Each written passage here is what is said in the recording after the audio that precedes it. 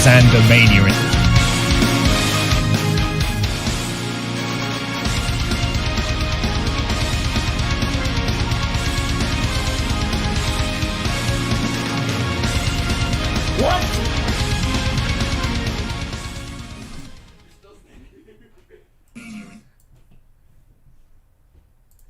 Oh, we've started. Hey, I was Living Universe, it's Zander, and, Ray's running a little late again. Sid, what are you doing? Ray's running a little late again. Pizza will be here soon. So, it's just me right now, but we will be back to our regularly scheduled program soon. We're having a little bit of technical difficulties getting started, so I'm really sorry. Having some internet issues on my end, but we should be good now, and the pizza should be here any minute. Oh, I guess someone brought it to me. Come in. Pizza Hut time. Every new beginning comes from some other beginnings. And hello. Hi. Aren't you supposed to be in New Mexico? Yeah. Well, ladies and gentlemen, this is the surprise we teased on the podcast this week. Hello. Ray has moved back to Georgia, and he is here in person. Hi. Live for the stream. Look at this. We're in the same room. Who'd have thought? Yeah. I know, Jobber. It is Ray. Hi, Carol. Hi, Jobber. Hi, Zach. Good to see you guys. We're all already here before I even got started. We have literally been figuring out how we were going to bring Ray into this all week. Like, here, let me see which pizzas. That one's yours. Yep. So, we've got our pizzas, and we are ready to watch the 2009 Royal Rumble. You don't know how hard I was having to keep this secret from all of you guys. I was hardcore struggling because I've been so excited.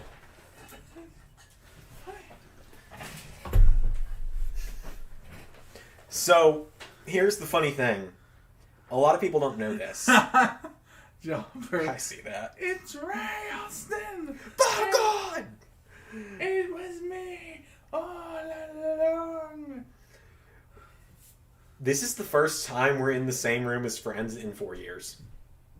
4 years. And we're here to watch the 2009 Royal Rumble as voted on by you, our awesome fans in the LS11 universe. I'm very disappointed that Chaperone did not win. I'm sure you are. Because... Why didn't you let the Chaperone win, guys? Chaperone is clearly the greatest film ever committed to the screen. Okay, well, fortunately, time syncing isn't going to be an issue for us. So, thank you, Zach. He's complimenting today's SmackDown. Yep, more coming on the whole World Heavyweight title situation next week with the Edge situation. Hey, Carol. And for those that are watching along, it is the 2009 Royal Rumble. We are starting at the 000 timestamp in 3, 2, 1, go. Also, let us know if that echoes a little too much. We don't want to get copyrighted by WWE. It's like dead volume right now, though. There we go. So I'm very excited. 4 years, some amount of time Sean was out with a back injury. Jobber says first time he's watching the pay-per-view, I guess since it aired, since it was 12 years ago. Yep.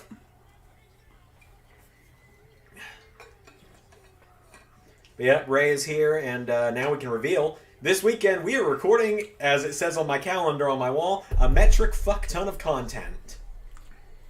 We're going to be doing commentary for TakeOver Brooklyn and SummerSlam, and Ray recorded a how Ray would book the 2021 Royal Rumble. We recorded our predictions together. We're going to be doing the gaming live stream together on Sunday. We're not going to be live reacting to the Royal Rumble because Wrestle Talk's already going to be doing that, and we know we would get a whopping 2 viewers. Shout-outs to Zach and JJ Hunt. Not that we don't appreciate you guys, but it wouldn't make sense to only do I love how in the locker rooms they just have like paintings. Yeah, just these random paintings.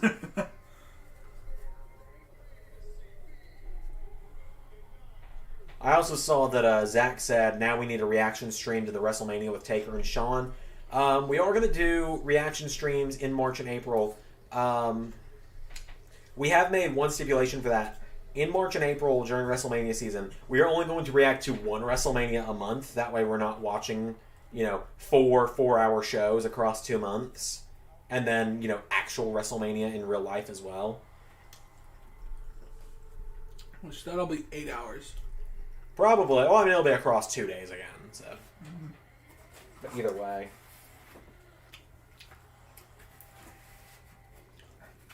Still, it'll be a while. And like I said, our SummerSlam is in that time as well.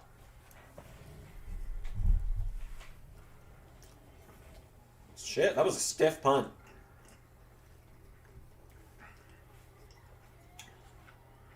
So this is during the days of Randy being, I guess, the crazed legend killer. Yep. Legacy was going on at this point, too. Had he only just switched to voices at this point from Burning My Light? No, he'd have for a few months.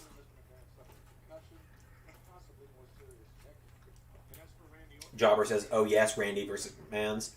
And just for those of you that want to know, the predictions video for the Royal Rumble, which will feature myself, Ray, Cornel Zanzenegger, Mania Del Zander, Carol Wands, and Jobber JJ, who are in the chat, Prince Mada, a good friend of the channel, and the reveal of the LS11 Universe hacker will be coming out tomorrow morning. I've gotten the predictions from everybody, except the hacker, and I'm going to edit it tonight after we get done with this stream.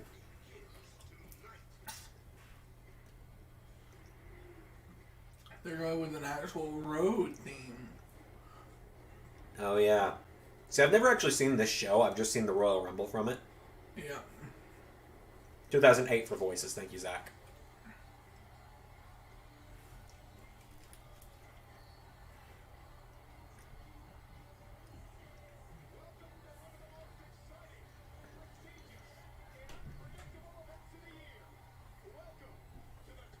We do have another announcement to make. We'll do that a little bit later in the stream when we're not eating. It does have to do with predictions, so Carol and Jobber, you guys are definitely interested in this one.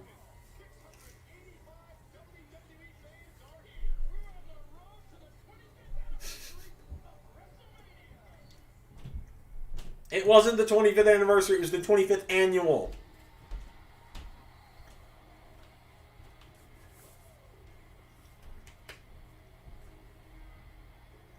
Calm down now. I could slap a tornado.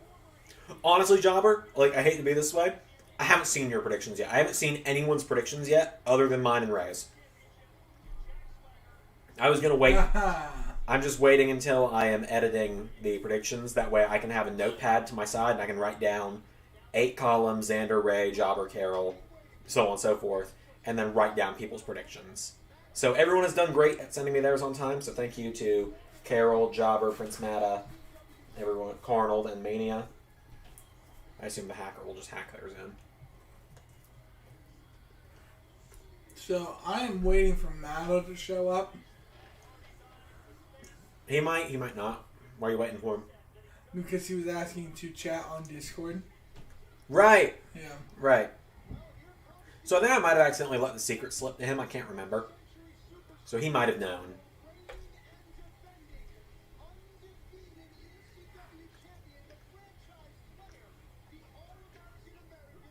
This man would be world champion just a year later.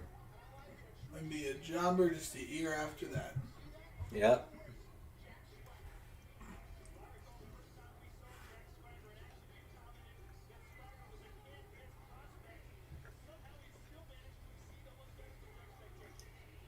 Jack's, well, I guess this was 12 years ago, but I was going to say he's aged so much in the last 10 years. Yeah. Carol says pizza. She's getting that too. Cool. That was actually why we were late. We were waiting for the pizza driver to get here so that we could do that skit with Ray entering the room. Yeah.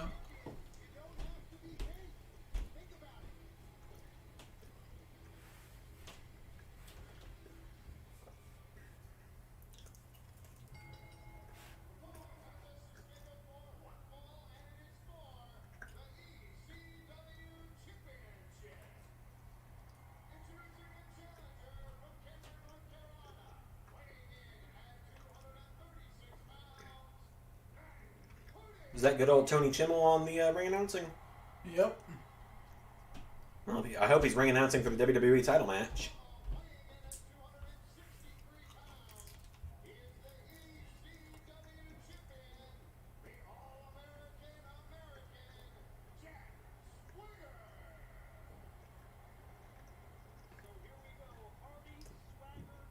Oh yeah, this is the matchup we would see in AEW 2021. Well, you know, they probably wouldn't put them together. They'd actually probably use them to build up other guys, though.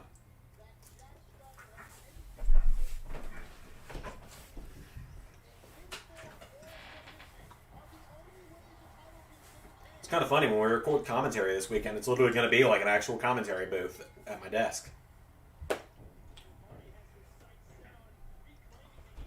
Why did Hardy start the match like that? Oh, you mean that? Oh. I'm like, I could slap a tornado.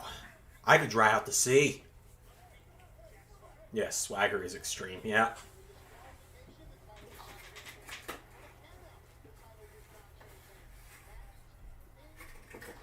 ECW would have been fine if it was called anything else. Yeah. Probably. It would have been an acceptable show. I don't know, actually. I wasn't watching back then.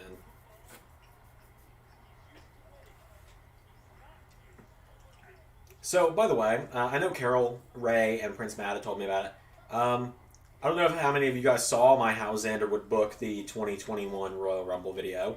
I'm very proud of it. It was a very scary video to make because I wasn't sure how people were going to react to me trying to do fantasy booking, but I'm very proud of myself.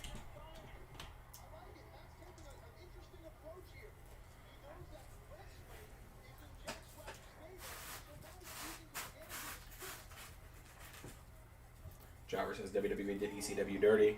Yeah, like I said, I wasn't watching back then, but yeah, they probably did.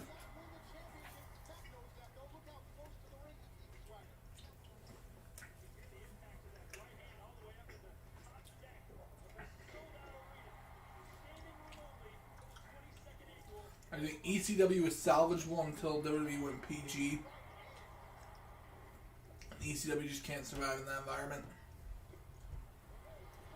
Jobber says it's on his watch list. Fair enough. I look forward to seeing how you thought of it, Jobber, because and like I said, Reyes should probably be out Saturday at some point as well.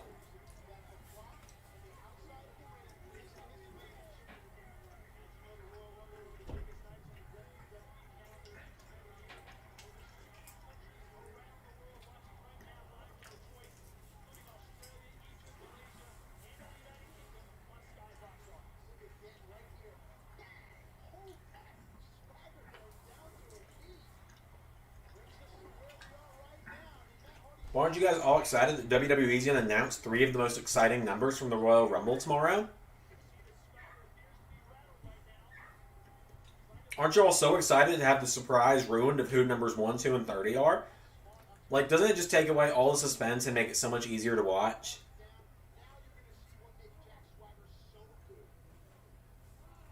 Started watching ECW in like 2008. My time, every time I saw ECW match on a pay-per-view, you did not care. Fair. Well, the match just got stupid. Like, they had like a 6-pack challenge at ECW One Night Stand 08. Or Extreme Rules. Yeah. You actually know how that happened. Like, it was so funny. ECW, it went from ECW One Night Stand 07 08, or 06 and 07, or no, 05 and 06, sorry, to WWE One Night Stand 07, to WWE One Night Stand Extreme Rules, to just Extreme Rules. Oh, yeah.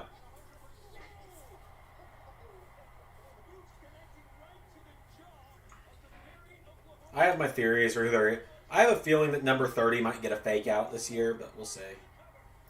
Carol says, "Hey, Ray, that's not Dr. Pepper." Target was sold out. Yep. We stopped at Target on the way back. I had to drive an hour and a half to pick this guy up. Wow, that's probably the most extreme part of this match. Matt Hardy falling over the top rope. We must mention that if this was the Royal Rumble, he would be eliminated. That he would, Cole. That he would, Cole. I can't do a Taz voice for some reason. That he would, Cole. So the sad part is I'm the Michael Cole of this pair. Not about Cole. Vintage swagger. There we go. And that'll be the last of that for the evening. Wait a second. This isn't Sherlock Gnomes.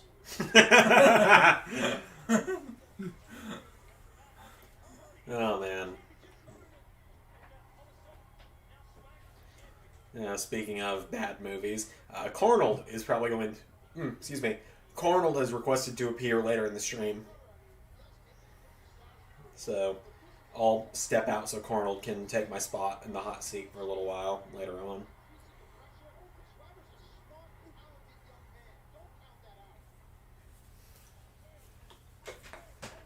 No, Jack Swagger.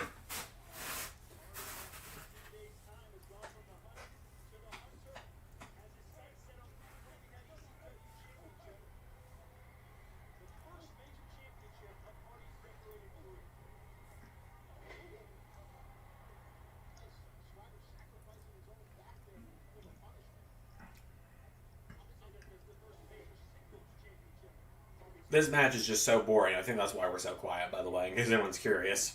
Yeah.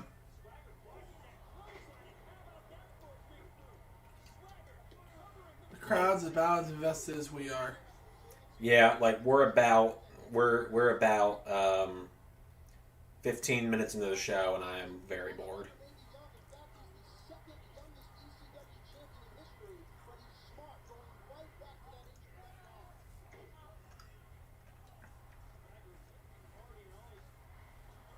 They're like me. They just want to get on to the Royal Rumble.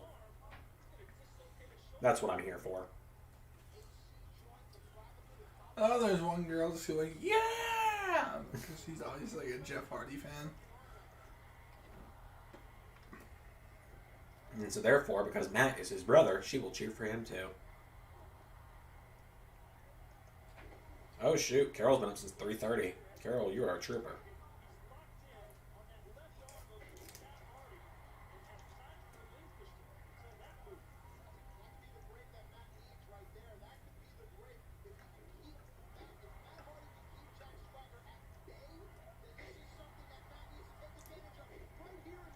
WWE being its most boring in this area. Like I said, I wasn't watching this era, so I don't know.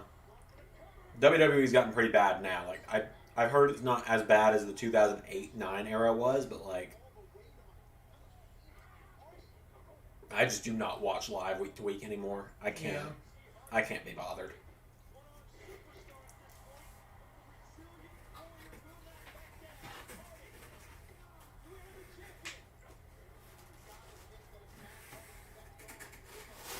The fans are just pissed this match isn't over. Mm-hmm. I'm watching back 12 years later and I'm pissed it's not over. Yay!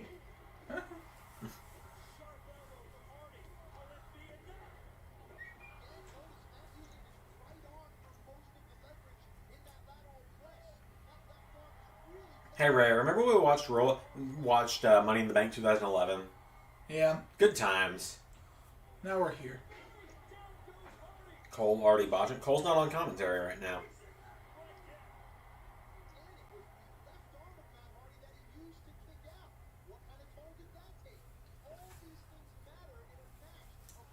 That's fair.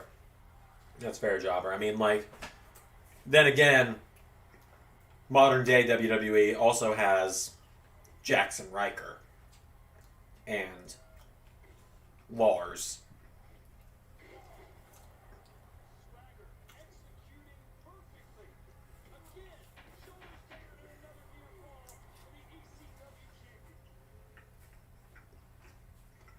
Who, in my opinion, are just... Not only are they not great people, but they're very boring.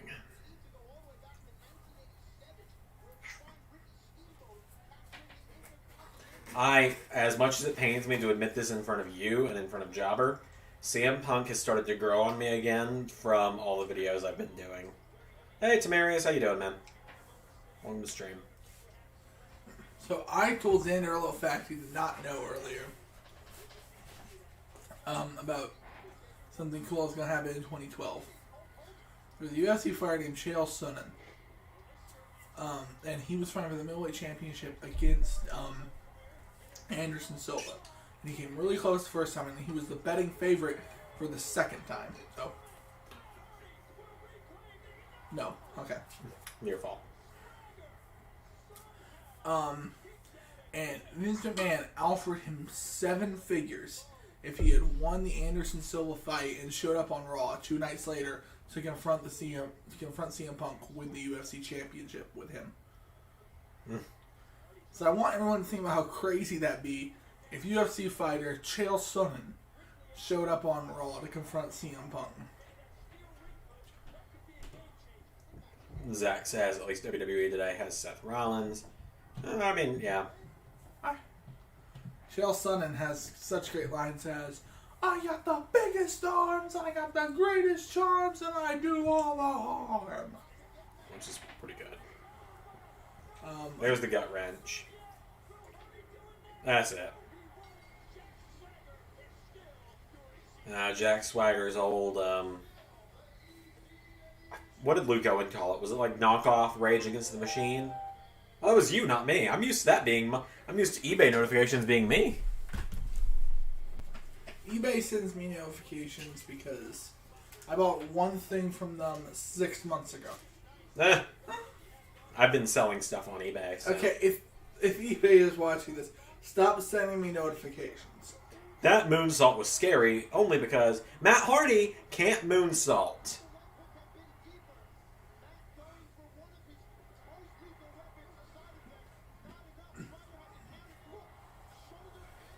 This was before wrestling had the reverse aging thing known as DDP yoga. Yeah, pretty much. It did wonders for Jericho and Dustin Rhodes. I think Matt does DDP yoga too. Pretty sure. God, that's such an ugly belt. Speaking of ugly belts... Belts are supposed to be gold. Announcement time? Sure. So, hold on before you grab it. So, as many of you know that have watched our predictions, for the last nearly 2 years, Ray and I have been using this as our predictions title. It's actually what we used for the last... It's even what we used on the old channel. It just at one point did not have LS11 Universe predictions written on it. The Royal Rumble this Sunday, I've been calling her Goldie. I've had her since September, since I've been champion. But it's the channel's grown enough to where I could actually do this confidently. Sunday, it's finally time to say goodbye to Goldie. So thank you for your service, old friend. Because Sunday, the winner, whether it be me, Ray, the Hacker, Jobber, Carol, Prince Mada, Carnold, or Mania Del Zander, will be the first person to be the one to be able to claim this. Allow me? Yep. The new LS11 Universe Predictions Championship. It looks terrible. It does. It does look terrible. But it was worth the very cheap price that I paid for it. So, I will not hold it up like I am the champion, because there is every chance in the world that this will not be mine come Sunday. It could be Ray's. Dramatic tug of war over the belt. It's mine! Fade to black. Fade to black. Yeah. See you at WrestleMania. So, I'm really going to say, though, this belt has an unexpected amount of weight to it. It really does. Oh, hey, it's someone that might actually be returning at the Royal Rumble this year. It's not as heavy as a World Championship, because Zander and I have held World Championships. Both of us hold DDP's heavyweight belt. Yeah, we met DDP once. That thing is heavy. Mail to North Carolina. If you win, Carol, maybe. If you win, I'll mail you the original Goldie or something. Because, like, this ain't leaving this house. Even if Ray wins it, it's staying here, and he can just wear it when he's here. Excuse you, that's not yours.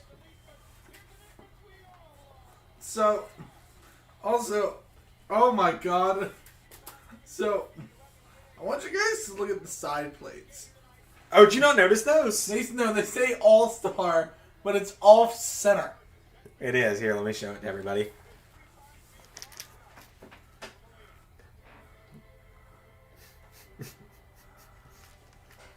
Oh dear. But yes, I actually bought that on Amazon. I genuinely bought that belt on Amazon. Oh, here's another woman who will be returning probably on Sunday. Oh yeah, like Beth Phoenix is probably the easiest bet for a Royal Rumble appearance.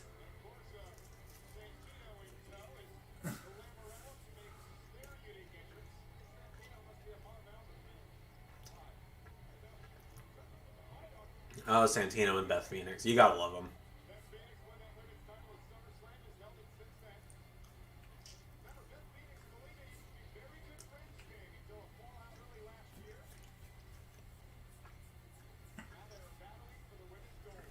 So who knows who'll get to be the first one to hold that belt. But I ain't shipping it around the world. No, that's for damn sure.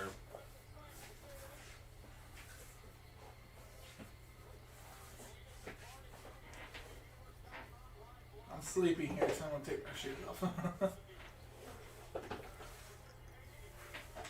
Also, it's getting kind of toasty in here. Yeah, this room gets really warm for some reason. But then during the summer, it's like freezing cold. Logic. Yep. It's the only room in the house that does that.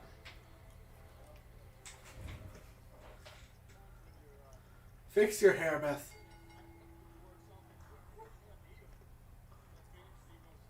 She don't care. She's about to wrestle.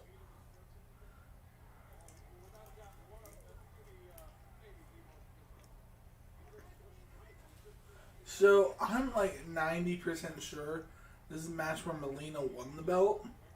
And this led us to the greatest wrestling match to ever happen. Melina versus Alicia Fox.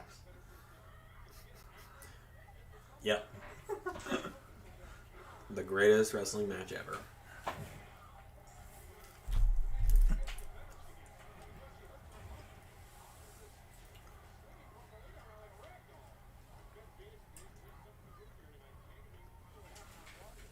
Zach says, got any new figures lately? He's looking for the Wreck and Slam motorcycle set. I actually saw that at Target with Drew McIntyre. Wrestling-wise, no. I got a UFC Conor McGregor figure the other day just because I like Conor McGregor. Conor McGregor. Exactly. He's gonna put his fist stupid like this. Come on. Come on.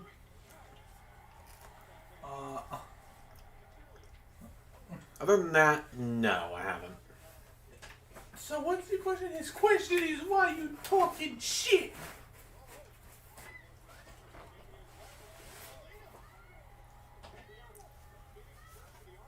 Here, there you go. Forgot I had these in here from breakfast. Just ended up not needing them. It reminds me of like the opening freaking thing from the movie Royal Tenenbaums. Mm-hmm. Chaz took most of his meals at his desk with a cup of coffee to save time. See, I had a shopping cart made on Ringside that I considered ordering this morning, but I decided I'm going to give it a couple more weeks, get a couple more. Ray probably did, I didn't. I'm not a UFC fan, I just like Conor McGregor. Did you guys watch the UFC fight? Which one? I actually did not see the Conor fight the other day. I've since watched the Conor fight. I was actually on the road. I was actually... Oh yeah, you were on your way back into Georgia. Yep. But if you want to talk about a week before what Max Holloway did, oof, that was awesome. And Jobber only watched the main event. Okay, I urge all of you to go back 1 week before and watch Max Holloway versus Calvin Kattar. That was a fantastic fight. But see, in that match, okay, so it was just crazy how he did this. So Max comes in, and these are two strikers, and Max just totally dominates the striking for all 5 rounds. And at one point, he looks at the commentary booth, and Calvin Kattar, he's bloody, but he's still trying to win it because Calvin has heart, and he punches for Max, and this is a knockout blow, and Max just does this. Boop, boop, boop. He's literally not even looking at Calvin, and he's still ducking all the shots. And he's like, I'm the best boxer in UFC, baby! And then Max is literally, Calvin's punching him in the face like, come on, do it again, come on, punch me again, best boxer! And he's literally slipping all the shots, feeling none of it. I just watched Beth Phoenix kick Melina in the head with Melina's own foot. That's credit to both of them for that. Phoenix for being good enough to do that, and Melina for being flexible enough to do that. That was weird. What? Oh yeah, it skipped for a second. But see, Melina may have been with John Morrison for a while, but we all know she settled because she could not get the man beauty of Santina Morella. If you grew a unibrow, Zander, you'd look like Santina Morella.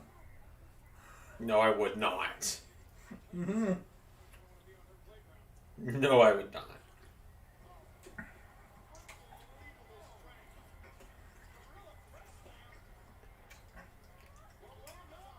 See, this was kind of one of the few times back in these days where WWE actually allowed the women to wrestle. Granted, Melina is limited in the ring. Yeah, but then I think she got better after she left, didn't she? I think so. And then 1 year later, Piggy James happened. God help us. Like, I don't get you because Mickey James was the best wrestler they had at the time in terms of in-ring ability. Yeah, but she was apparently, in WWE's eyes, overweight. No, she wasn't.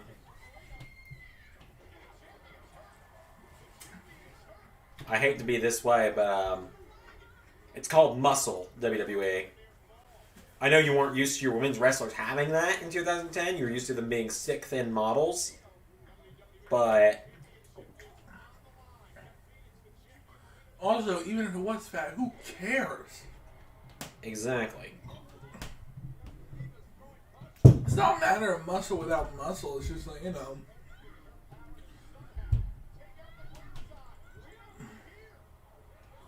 I think the difference is, I think Beth Phoenix and Mickey James were very similar body type. Mm-hmm. But I think the difference was Beth was a taller. Yep. Yep, this is where Melina gets it. Beth was so much taller that WWE were willing to accept it without making fun of it. Mm-hmm. And also, they did that to her because I'm gonna be honest, and this is really fucked up because I know you like him a lot, but because Mickey James told John Cena's wife about the affair. Ah. So they did that to her because in their mind, she screwed over John Cena. Ah. When really she was just kind of doing the right thing, but whatever. Piggy James and Wrestle Talk. Yeah, Joe, I was the same way. When they started playing that promo clip, I was like, why play it? Why make us sit through that 5-minute crap? I listened to the podcast while I was driving back from my girlfriend's last weekend. So, either way. It was a fairly solid match. Like, definitely not the best thing I've ever seen, but it was a pretty solid match. It was not unwatchable like the ECW match was. The ECW match wasn't even unwatchable. It's just standard. It was just boring. No, it's just kind of standard TV match. I'd be mad too if I paid I'd be mad too because pay-per-view. You expect a pay-per-view match. There's the fat guy. Oh, he was holding out his hands for a hug from Melina. Yeah, right. Wrestle Talk's best friend, Melina. Jobber lived through it. Oh, poor guy. I did too, man. I forget that you lived through it too. Yeah, I was watching back then.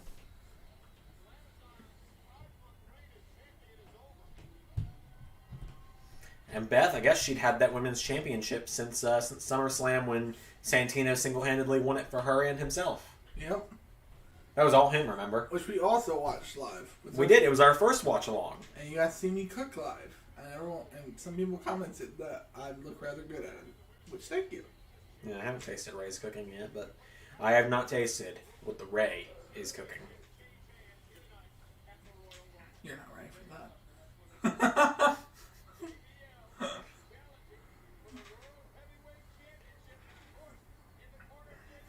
Happy about yourself, John? Zach's been watching since he was 2003.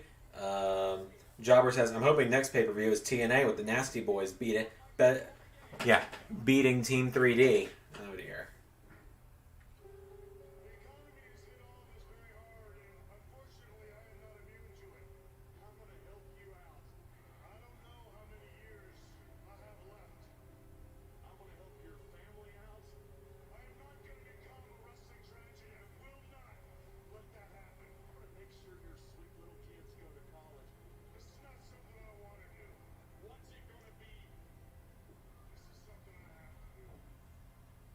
So they made an angle out of the recession. Yeah, out of the housing crisis of 2008. Yep.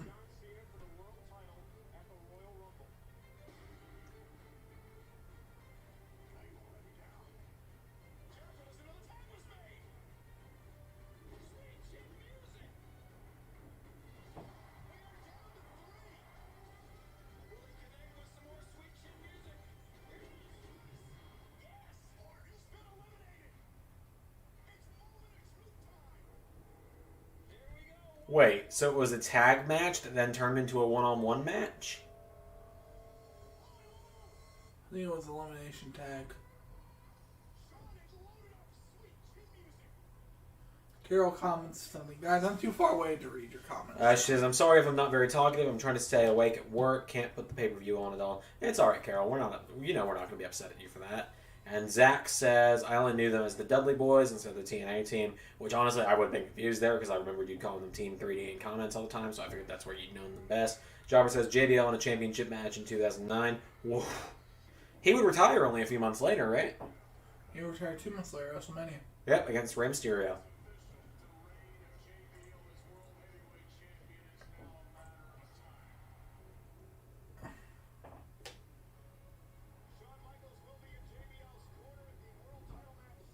You know, JBL was rumored to be the anonymous Raw General Manager in 2011.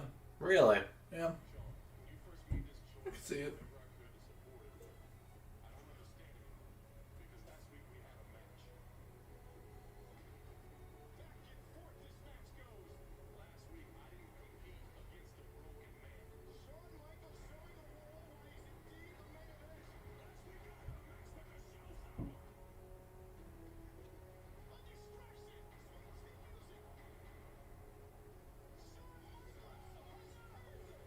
Huh. John Cena lost a match on Raw in 2009. I didn't know that was possible. I think they attributed it to his broken pec since he had just come back from the injury at the time. Had he really? I thought he came back from that in 2008. Yeah, this is early 09. Yeah, so a year later. Came back from our Survivor Series 2008. Oh. See, because I remember he returned from injury at the beginning of 2008 as well. Yeah, we got injured later that year and then returned later that year again. Did this thing go anywhere? Shawn faces Taker at Mania. I don't know. Oh, yeah, because, Ray, didn't you tell me that in 2009, wasn't JBL, Shawn's last step on the way to Taker? Yeah. So there you go, John. They had a match at No Way Out. And wasn't JBL Intercontinental Champion going into Mania 25? I feel like he was. I'm going to look it up real quick. Yep, he lost to Sheamus on Raw, I think, for the WWE Championship. Oh, yeah, he also lost to Raw against Sheamus for the WWE title. You know what? I'm just going to sit back. I feel like someone's going to let me know if JBL was IC Champion before losing to Mysterio.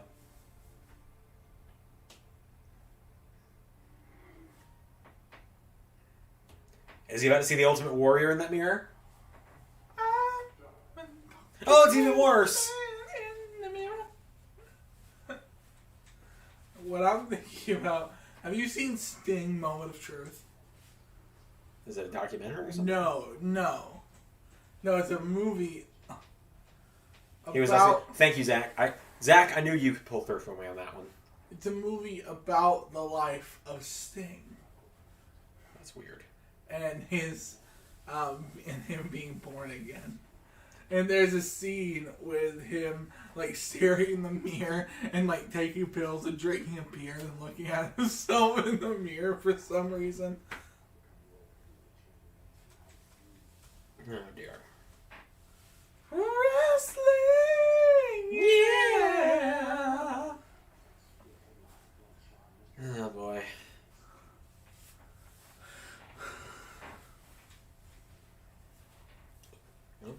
Sean's sitting there Hello? Oh, hey, Arnold. Oh. You want now? Now? Okay. It's Cornell. He wants to come make his announcement, so I'll be right back. We can't fit all three of us in the stream. There's not enough room, so I will let Cornell come in. Fun fact, Ray's never met Cornell in person. Oh, look. Oh, hey, it's Undertaker. So they're implying there's implications.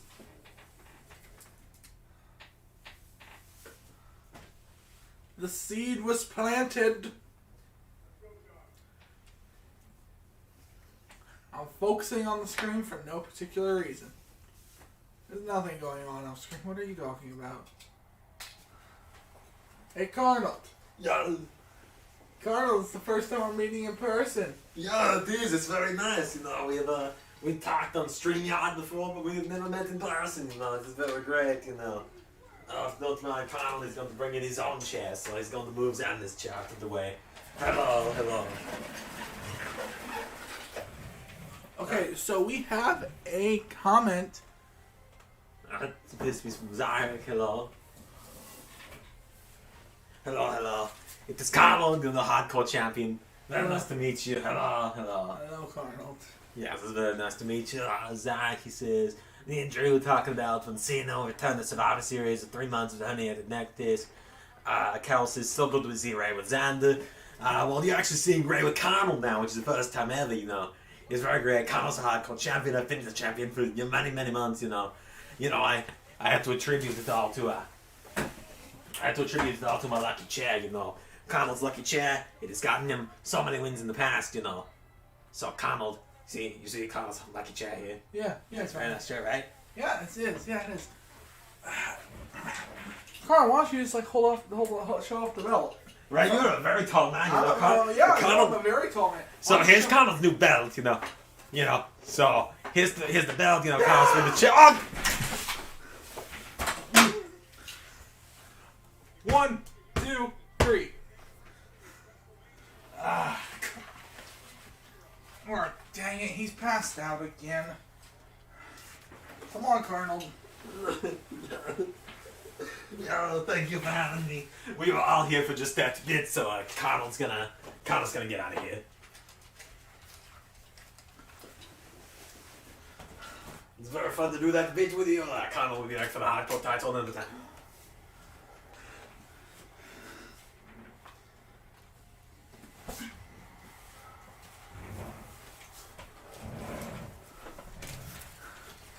New hardcore champion. Oh! What was Corner wanting to talk? Where'd you get that? Just now. Oh, cool. Champion stream. Yep.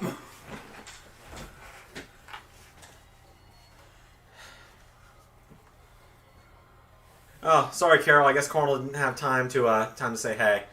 So, how about that? New hardcore champion. And it's not Zander for once. Cool. Champions live stream.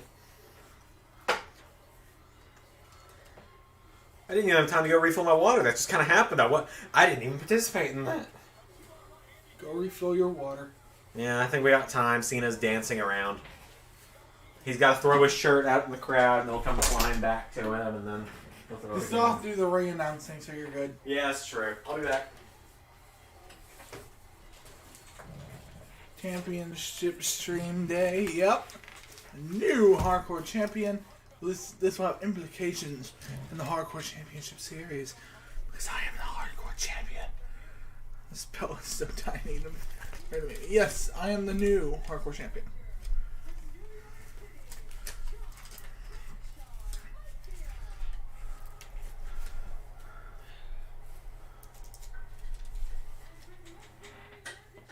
Carnal really should have seen that coming. Okay, Carnold is a very nice guy, but he's not very smart. Well, he is that. Everyone seems to be very congratulatory of you. It's about time you finally had a belt again. You haven't had this thing in forever. Yeah, I know. Cena versus JBL. Didn't they do this like 4 years ago? Okay, I have a question though. What's up? Sean, why aren't you wearing a shirt? Why would he? He's Shawn Michaels. Yeah, but no, why is he just wearing the Under Armour vest with no shirt? I left my phone on the bed. Hang on. It's a very redneck look, Sean. Well, I think that's probably what he was going for. He couldn't afford a shirt at the time. That's why he had to work for JBL. In that time, I missed a text from my girlfriend. She sent me a thing she found on campus.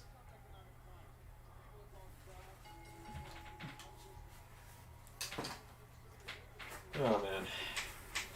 We like to have fun here. Yes, we do. Yep, Jobber beat me. Jobber got it too. He said Sean can't afford one about the shirt. Oh boy, it's a John Cena match. Those went pretty long in 2009, didn't they? Mm-hmm.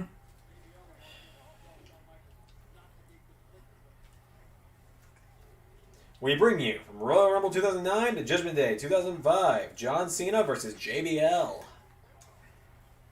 And also WrestleMania 2005. Was that WrestleMania 21? Yeah, that was WrestleMania 21. Yeah. John Cena versus JBL, a match they did way too often. I've only seen it this one time. I can still tell you they did it way too often.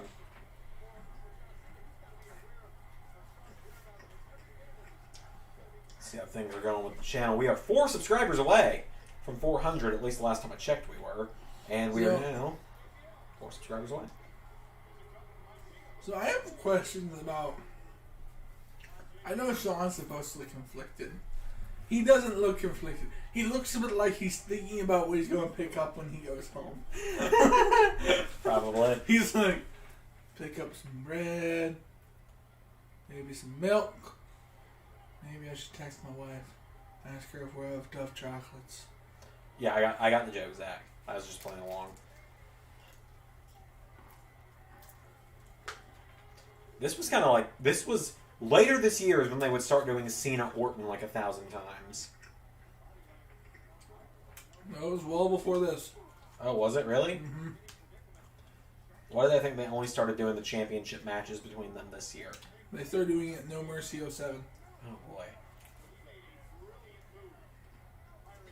Yeah, I mean, Jobber, I specifically remember this, and it's weird because it was my first Hell in a Cell pay. It was actually the first Hell in a Cell match I ever saw live. Not in person, but like live on pay-per-view. The 2014 Hell in a Cell match between Cena and Orton, which was a number 1 contenders match. I remember someone in the crowd had a sign that said Cena Orton 121, and I googled it, and John Cena and Randy Orton had 120 matches between house shows and TV. Just one-on-one matches. Actually, no, they'd had 121 TV matches before that, is what it was. Not just one-on-one, but like counting any time they were involved in tag matches together as well. Mm-hmm. 2007 actually started at SummerSlam. Okay, my bad. I wonder how many people were worried they were actually going to put the belt on JBL at this. Probably not a lot. I don't know. When you were a kid, were you worried JBL was going to win? No. Okay. He was Cena. He couldn't lose. Except he wouldn't be the world champion like a month later. Right? Yep. Yeah, because WrestleMania 25, he was in the main event for the WWE title, right? Yep.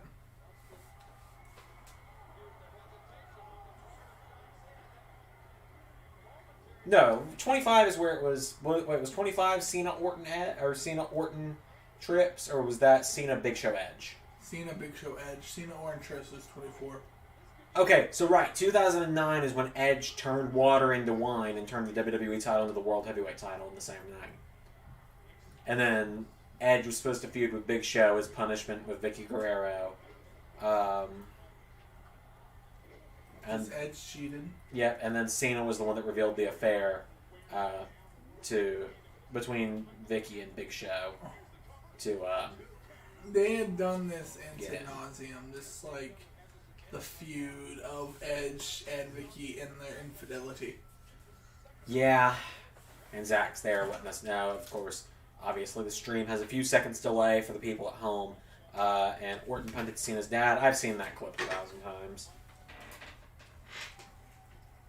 I think every wrestling fan has seen the clip of Orton punting Cena Sr. He's just like, Dad! I mean, you know there's no greater offense in wrestling than hitting a man's father. Just think about the Miz's dad when Shane McMahon beat him up.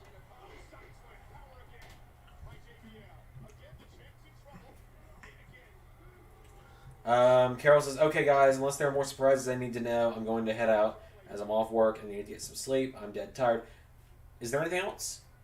We revealed the belt. We revealed you're here. That was all we had planned. Right? I think so. Yeah, you're good, Carol. Get some sleep.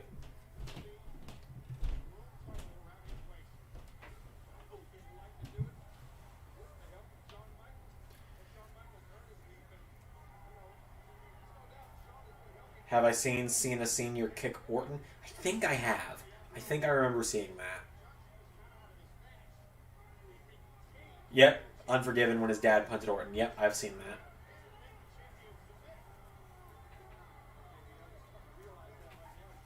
Oh, man.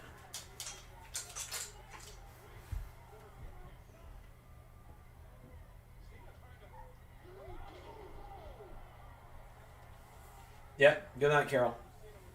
Get some sleep. We'll see you. We'll see you for the gaming stream on Sunday.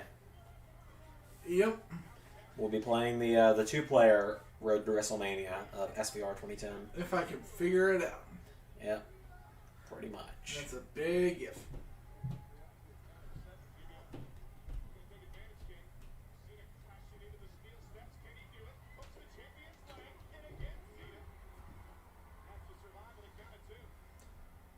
Matches like this, Jobber's glad he was watching TNA. Yeah, I heard TNA was a better product at this point in time. Ollie and Luke have praised it a ton. Have you guys watched Undertaker Batista? Which one? Because they wrestled a few times, didn't they? Hey, don't be afraid. Or was it just at that one Mania where they wrestled? No, they wrestled at SummerSlam 08. No, they didn't. Oh wait, it was Cena Batista, where Cena got his neck broken, Oh wait, no, I thought you said tick. Sorry. or or had the herniated disc. Excuse me, that put him out until he came back and survived. No, they actually faced off for a number of months after WrestleMania 23. I mean, I've seen the WrestleMania 23 match. They had a backlash match. They had a match in Hell in a Cell, which Edge interfered in. Yeah, like I said, I've seen the Mania 23 match. They had a chair match, but that's always going to be... Chairs match. Yep. We did one of those in Universe at TLC. Charlotte versus Shayna. Shayna wrecked shop, as she should. Whoa, JBL took a bump?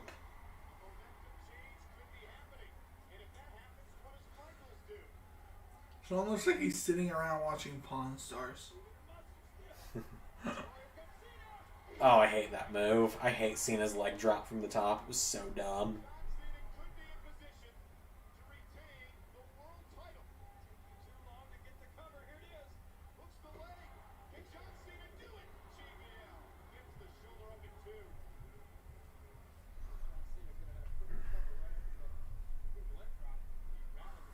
The whole feud, Backlash, Survivor Series, and Cyber Sunday, TLC, SmackDown, Steel Cage. I mean, I've not watched the whole feud. I don't really take time to go back and watch feuds if I didn't see them play out live. I have to show Zander one clip that I was reminded existed.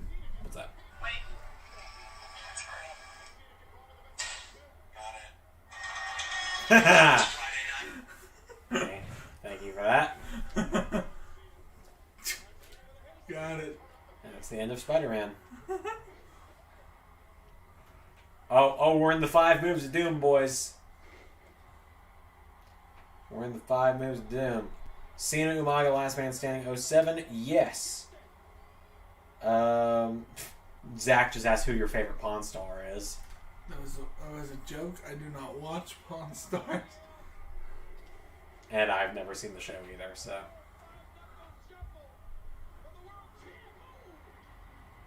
The 5-knuckle shuffle is such a stupid move. Also, it means masturbating. Yeah, I'm well aware.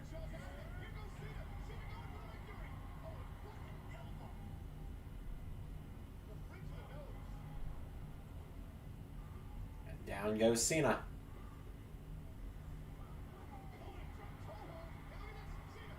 Oh boy. In the words of Stone Cold, you gotta snug that thing up for me, son.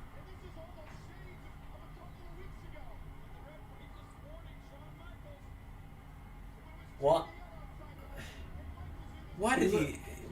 I'll never understand why he always locked the STF in that way.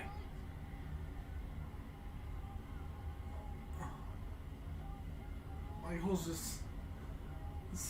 That's me when I'm high. I'm just like...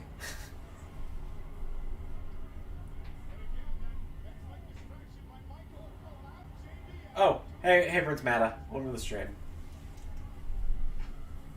He said, "Oops, I overslept." You're all good. We're in the middle of the Cena JBL. Favorite Jeff Hardy stunt? I'm gonna go with the spear from Edge off the ladder from the belts at X7. Or was that was that X7? Yep. Swanton Bomb at 23 off the ladders. I didn't see that one. I haven't seen much Jeff Hardy stuff, so.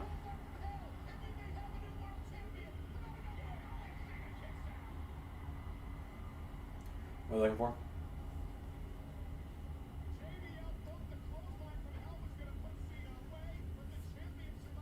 What is the leg drop? Sorry. Sean looks like he's just caught his dog peeing on the rug.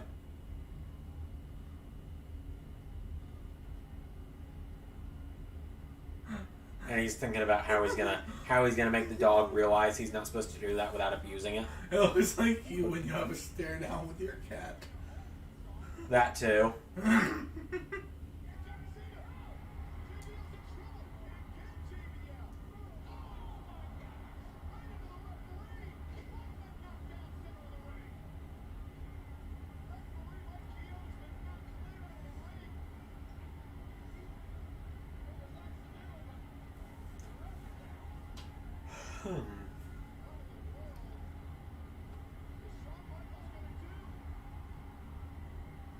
I assume he's probably about to turn on JBL.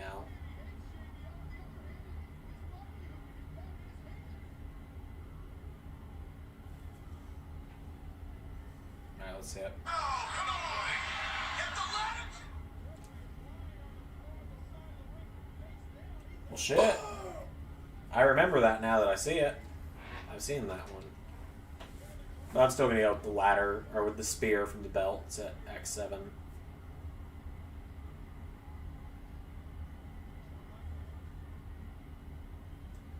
Yep, I'm ready for it to hit JBL.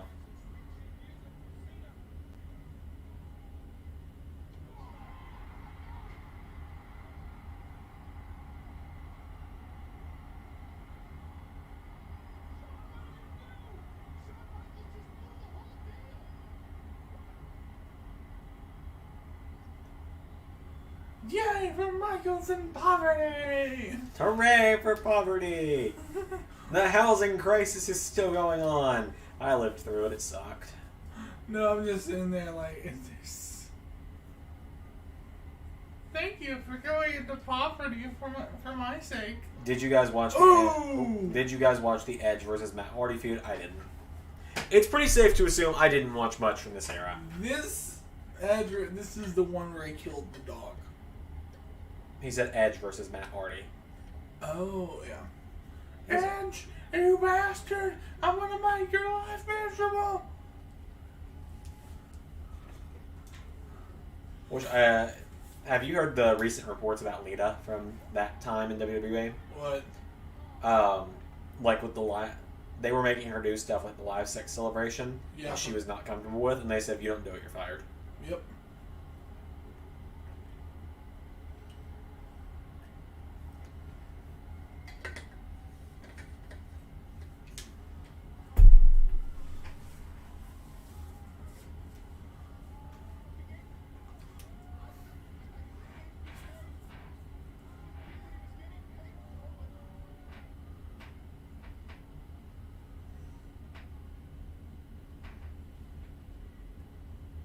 Yep, the leg drop off the cage was sweet, and then sure did Zander. I'm assuming it's probably about I'm just saying, the Rev is still dead. The original Rev didn't even come back into the match. Oh, God. Okay, so by the way, actually, I do want to pitch something to the chat to see what they think.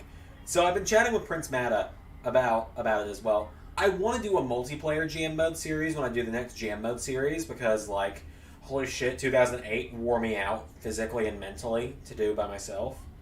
And her last segment. Yes, I know about her last segment of Crime Time throwing out her underwear to the crowd.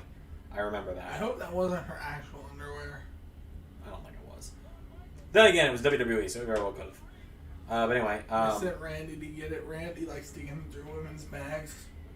Yeah, so I talked to Prince Mada about this, but I would have loved to have him as my co-host for it, but there's obviously no feasible way to really do it, or logistical way to really do it, since he and I live in different states.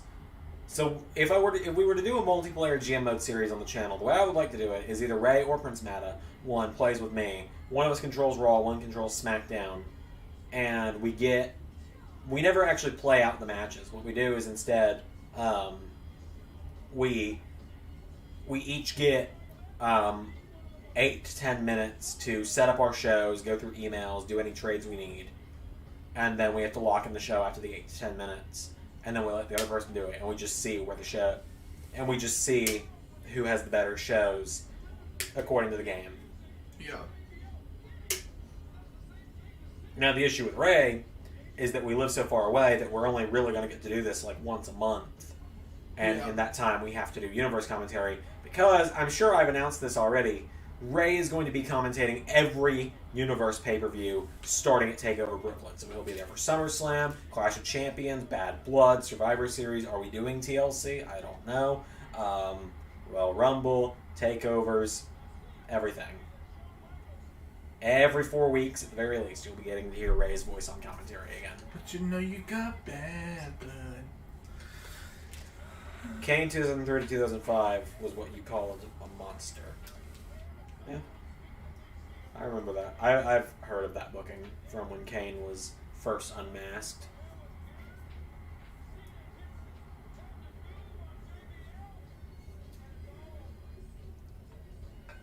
Hopefully the audio from the show isn't picking up on the mic too much, otherwise we might get in trouble with WWE.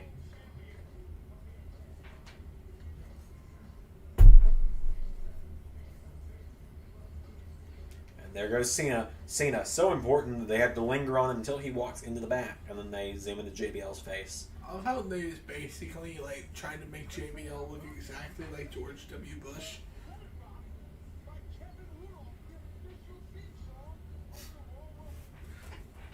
Oh, you want to tell them about the false accusations at your college? Oh, yes, story time. I feel bad that Carol's not here to hear this. So, I go to college at a private campus.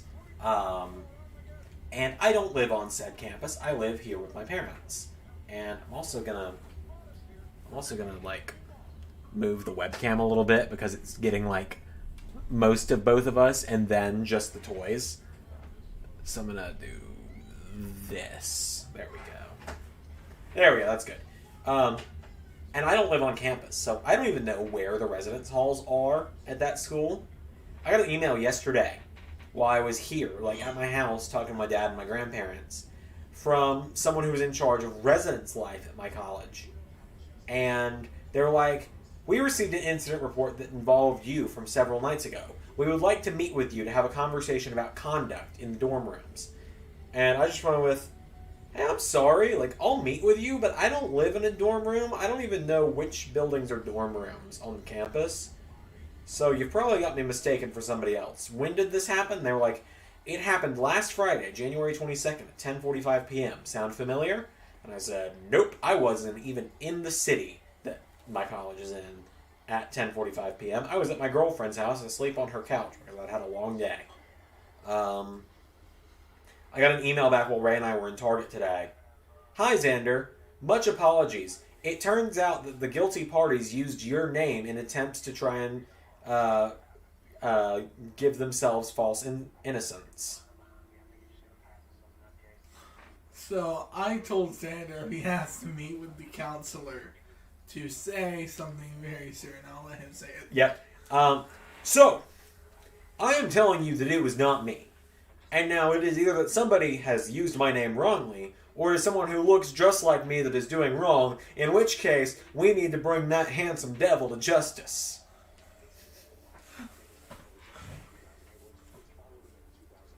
Okay, that's a very 2009 look, Edge. The leather jacket, the toboggan. The jeans, the wash. The hair. Yeah, the washed jeans.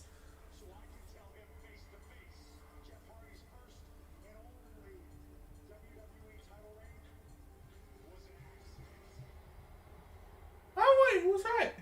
Yeah, he was. Congratulations, Edge.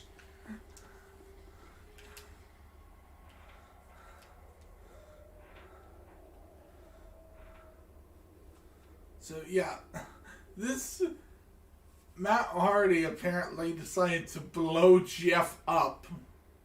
Yeah. And of course, Jeff was like, yeah, I'll do it. Yeah, I'll take that dangerous spot. I thought it was a shoot at the time. Like 2010 Undertaker Pyro at Elimination Chamber. Yeah.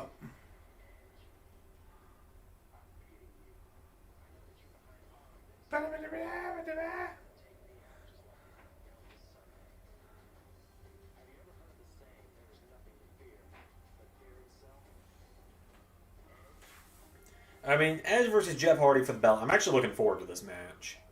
I've never seen this match. Like, I know who wins it and I know what happens, but I've never seen it, so I'm excited.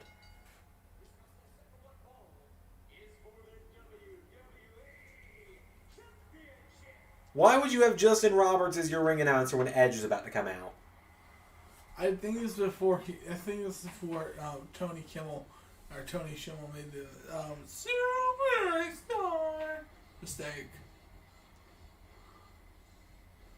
I would love it if this whole thing was just. I would love it if they actually made a part of this angle that Jeff was afraid of his pyro. And then Jobber also says, yes, this was Matt's doing. Original idea was Christian. That would have made more sense. Christian would come back later in the year. Do you know how Christian came back later that year? How? He came back on ECW interrupting the champion Jack Swagger. Oh, yeah. Time has come and gone for words. 1,000 threats I've heard before. Words that cheap and your eyes are meant to pay. I think someone just recently actually modded this version of Jeff Hardy in the 2K19. Oh, that's cool. I've actually considered that being what we start using for Was him. Jeff actually smaller back then, or was everyone in WWE just bigger? Good question.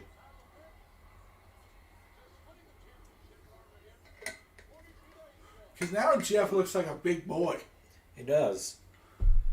It genuinely might just be size difference over the years because, like, WWE back then had guys like Edge who were pretty tall. Like, Edge is your height, I'm pretty sure, isn't he? Yeah, I think so. Like, knowing the fact that Ray is as huge as he is, and then Edge is the same height, intimidates the hell out of me. Hello, Vicky. Oh, joy. Oh, joy. It's Vicky Guerrero. Vicky, I know you think the hair is working. It looks like two squirrels had sex in your hair. I don't even have the ability to mute him before he says it now.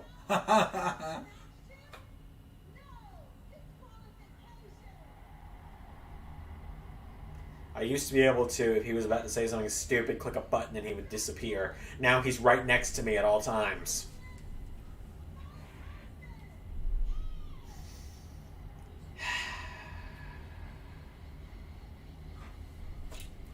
Like I'll never get rid of my shadow, I'm never getting rid of him.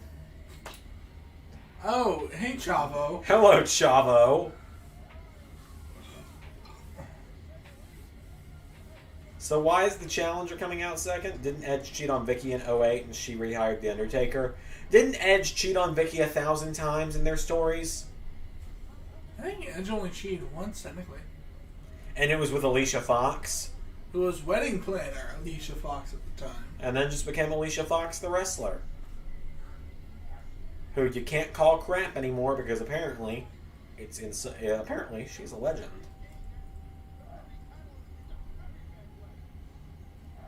Well, you know, the time between SummerSlam and Survivor Series is enough time for a marriage to heal from infidelity. God, I hate that belt.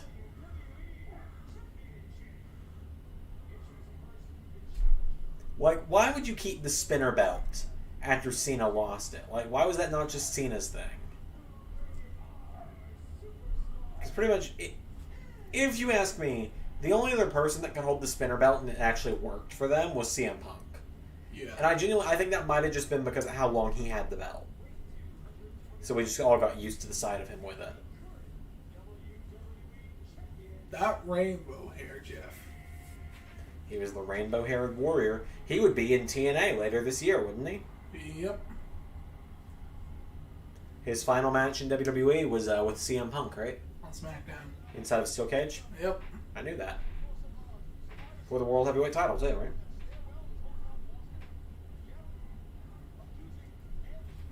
Jobber says, I love the belt because it's spun, and yes, I do agree. So I assume he's probably talking about the CM Punk situation. Yeah. Get him, Jeff. I know you're not winning, but get him. We are an hour and 12 minutes into this 2-hour, 19-minute show. So something tells me that, well, I mean, we're probably more like an hour and 5 minutes into the show. It took us a few minutes to get I started. think it's 2 hours 45 minutes. The show. I can just check like this. It's 2 hours and 42 minutes, yes, and we are an hour and 8 minutes in. So I think the Rumble is all that's left. Yep. And Rumbles go by pretty quickly. The 09 Jeff Punk feud was amazing. Yeah, I've heard a lot about it. I remember everything I heard was good about it.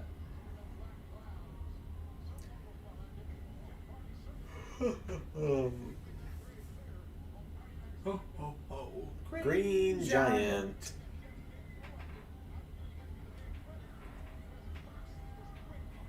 Run! Save yourself! Well, it's now no disqualification, so he can do it. Bring up the hair!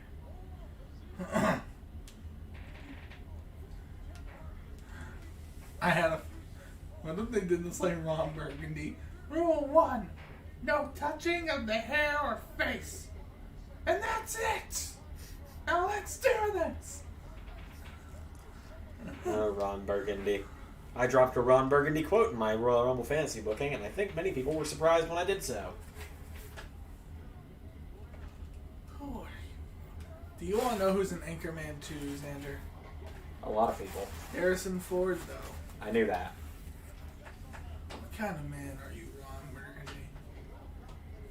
Actually, I am full-blown Mexican. From the state of Oaxaca.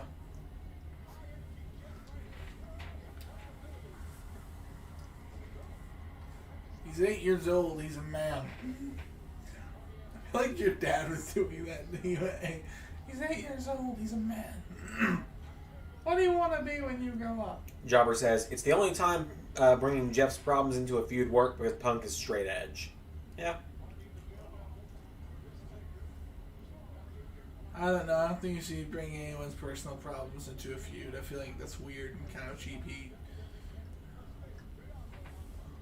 This is already more extreme than the ECW match, yeah. And then Zach says Punk Hardy was an amazing and underrated feud. Like I said, I've never seen it, but I've always heard good things. I've seen some of their matches, though. And those were good. Can you imagine if Jeff Hardy showed up to a CM Punk match the same way he showed up to the Sting match? Oh, no. I think CM Punk would just actually beat him up. Mm-hmm.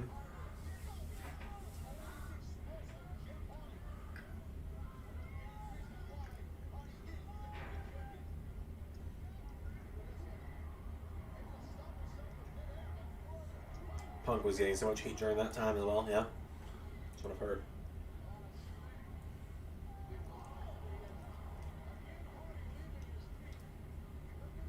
You know what's sad, Ray? What? Just mentioning all this stuff about WrestleMania and stuff, made me think about it. It has been 10 years since WrestleMania was main evented by 2 full-time wrestlers. Yep.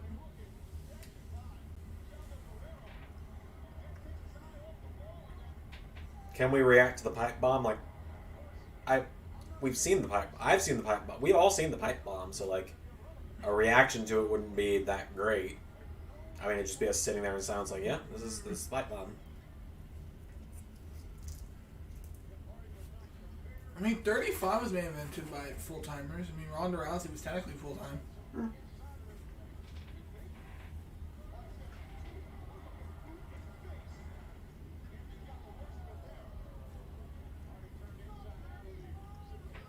Jabba says, I don't think Vince would have sent him out unlike TNA. Yeah.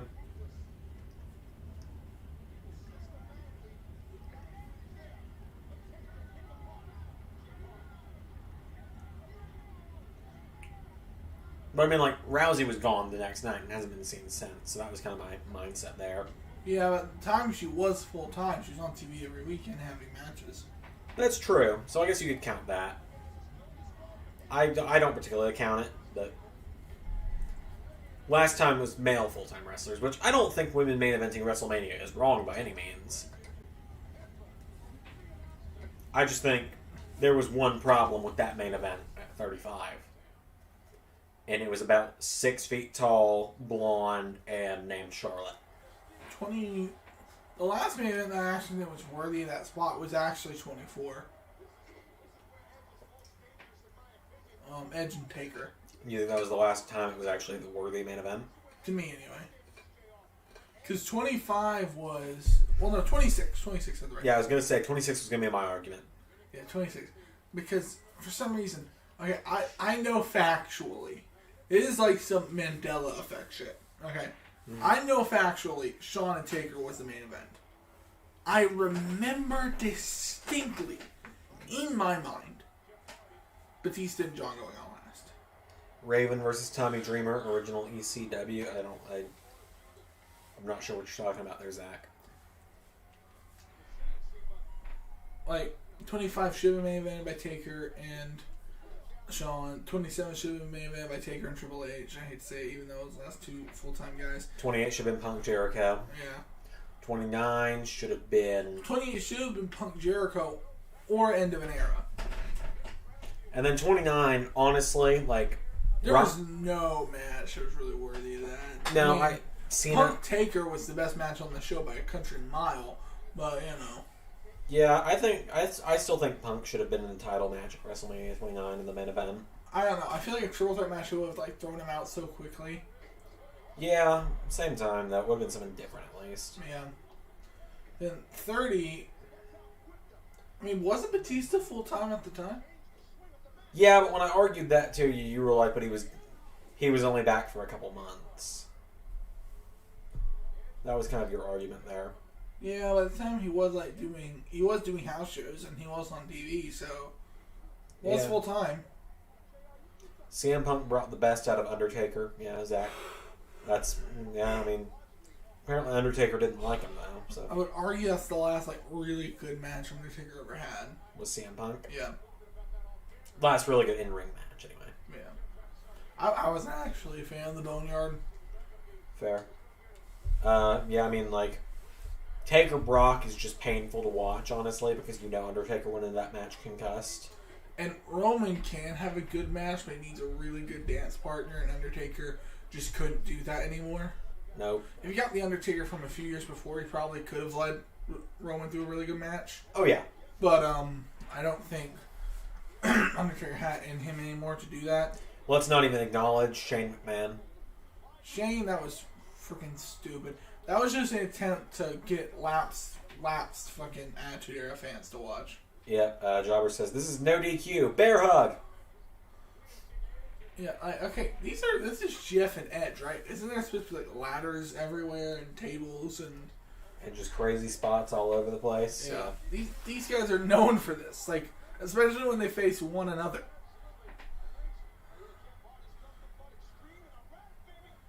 Boom. Wait a minute. Is it JR and Taz on commentary? Yes. I just haven't been paying attention. Roman versus Drew was good. I mean, yeah, it was, but we were just talking about Undertaker there. Yeah, no, Roman Drew at both Mania and Survivor Series was good. I think the Survivor Series match is way better than the Mania one. Okay, so Chavo, is no DQ. Why aren't you like just literally getting involved? Yeah.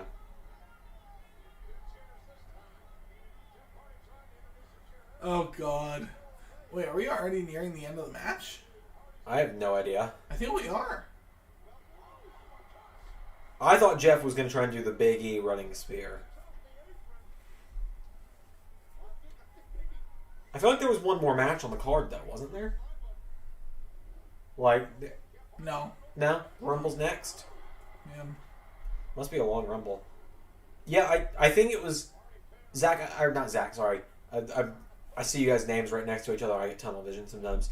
Jobber, I think what it was is Cole and King are the SmackDown comment.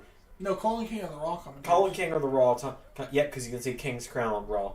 Taz and JR are SmackDown. Because this was the year where they traded. This was like right after they traded JR without telling him, right? Yeah. And then ECW. ECW is Josh Matthews. Yeah, this would ultimately be the reason JR would quit full-time commentary. Yeah, because they put him on SmackDown. Yeah, well, they won't want to be play-by-play anymore. Because let's just be honest, Vince hates Southern people. So, despite Vince being from North Carolina, Yeah. That's something I don't get. Like, Vince hates Southern people. Mm-hmm. He hates Southern people, despite him being from the South. Which just goes to show, I think Vince hates himself. Yeah, he does. Yeah. Also, he hates any joy. Did you watch the Joe Rogan full Undertaker interview?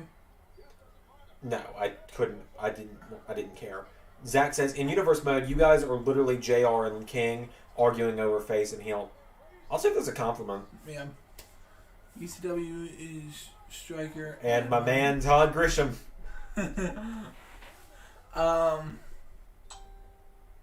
Okay, please bring out. Yes, thank you. A ladder. There's a ladder. Yeah. You can't have a Jeff Hardy match.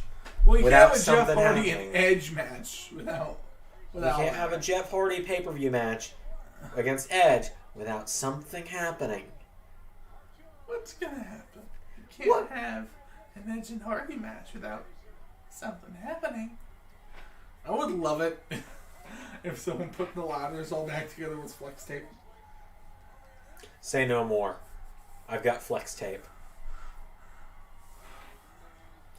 Everyone check out TNA. Oh my god, are we gonna really do this spot? Oh god, what's this? What's this gem? Jobber is everybody check out TNA.com. I'm scared. Okay, guys. Okay, now I'm sitting here. So they set up a ladder. They tease Jeff diving off the ladder into the announce table, and they just have him jump about halfway up the ladder onto Chavo Guerrero. Jobber, if I get viruses, I'm gonna fly to England and kick your ass.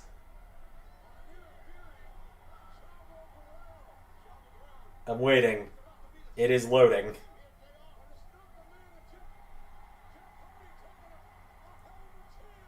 Their computers really have. There it is! And look, he knows what he did. Okay, I think the website is dead. I think it's a dead link now. So just go to Impact Wrestling website. It was a joke, apparently. Or a reference, excuse me.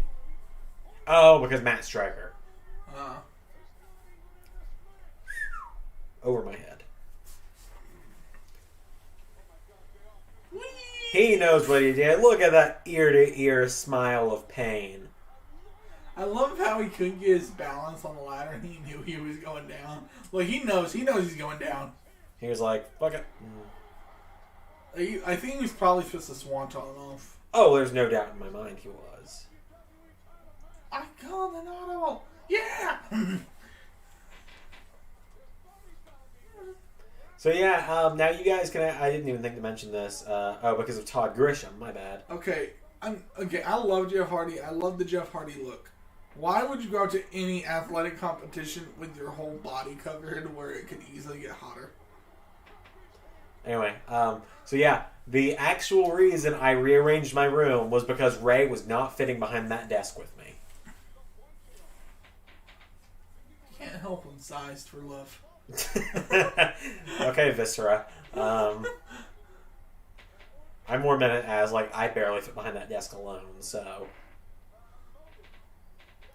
Jeff, it didn't work in 2001. Yeah. Whee! Splat. So like you can tell he does not know what to do. He had no time to actually properly prepare for that fall. Yeah. Expose the turnbuckle. Yeah, you exposed that turnbuckle. You exposed that turnbuckle. Good, son. Okay, I had so many like. I feel like they should like find a better way to put the turnbuckles on the. I know making fun of continuity in wrestling is just kind of weird, but at the same time, like, why don't they have a more secure way of putting the pads on the turnbuckles? No idea. Jobber says, "How is Edge and Jeff? How's an Edge and Jeff match boring? I don't know. Ask Vince."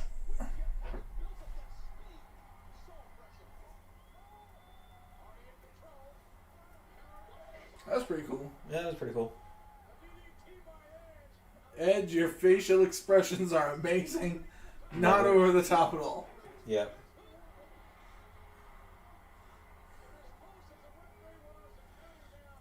I gotta get out of here. I gotta get to my donuts in Nashville.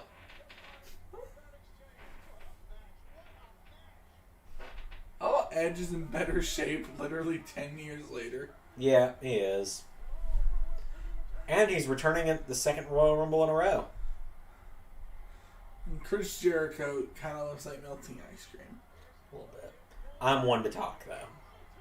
No, it's just funny because, like, I think he probably fell off the wagon with DDP Yoga. Probably a little bit.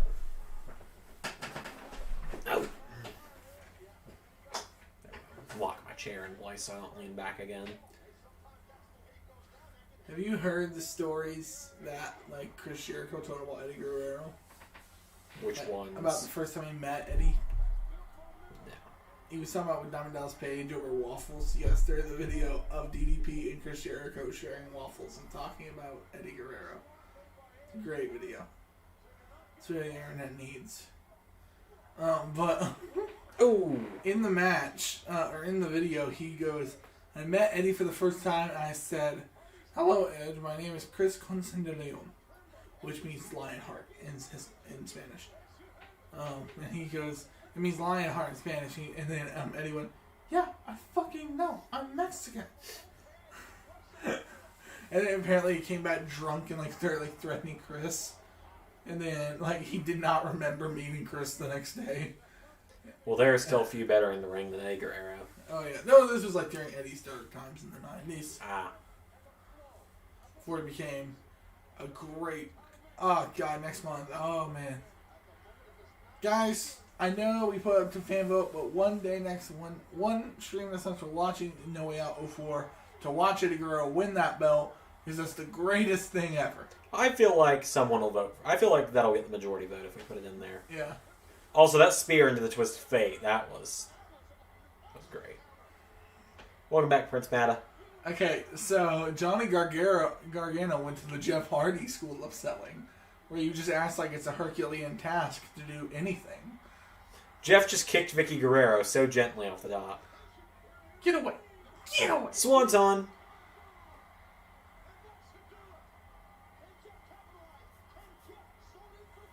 Scott Armstrong, count! Come on! Come on. Vicky's gonna pull the leg. Come on, you got the count. Come on. You got it. That was weird. I sounded like Carl for a second. We're so different with people, though, so I don't know. Sometimes we just sound alike, even though we're very different people.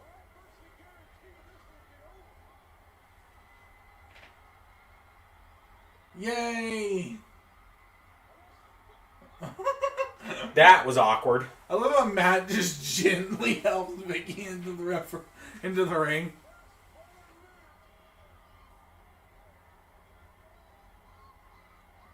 Earlier, I was watching the moment that ruined Lance Storm when Stone Cold led on the stage city.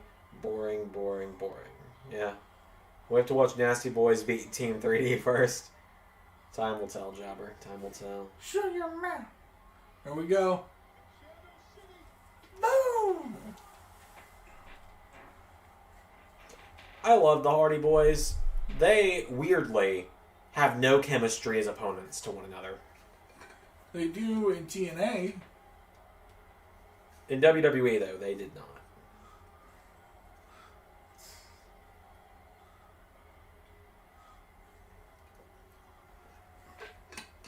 Edge is like, pourquoi?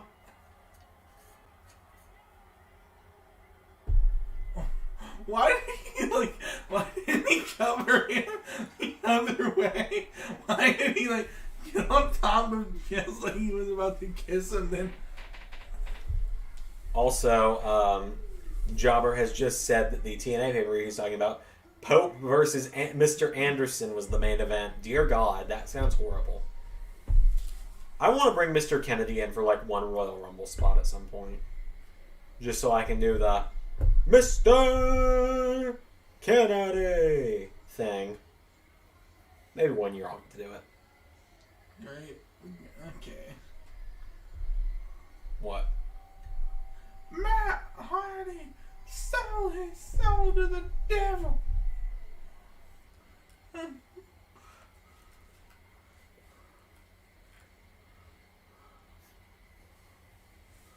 I'm gonna kill this dog. What about Jack, Matt? What about my dog? What about Jack? You're sick. You're twisted. You're demented. And so am I. Okay. Have you seen the I Quit match between Jeff and Matt? Jeff, I quit. No, he says, a brother is the strongest bond. You don't want to do this, please? Please, Jeff. I quit. I quit. Wrestling business is in a far better place now. And then JR went, for Jeff Hardy, sometimes it's too late, for I'm sorry.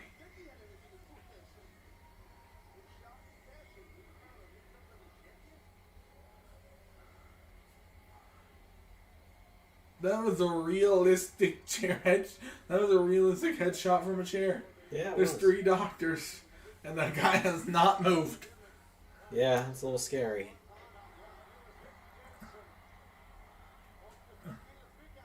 Yeah, see, Jeff Hardy's still like Johnny Gargano does now. A little bit. Johnny is a great seller, though, if you ask me. No, Jeff's a great seller. I just find it funny. Zach says that he wants Willow, Jeff Hardy's alter ego, to come back. I got no comment. I've never cared for Willow.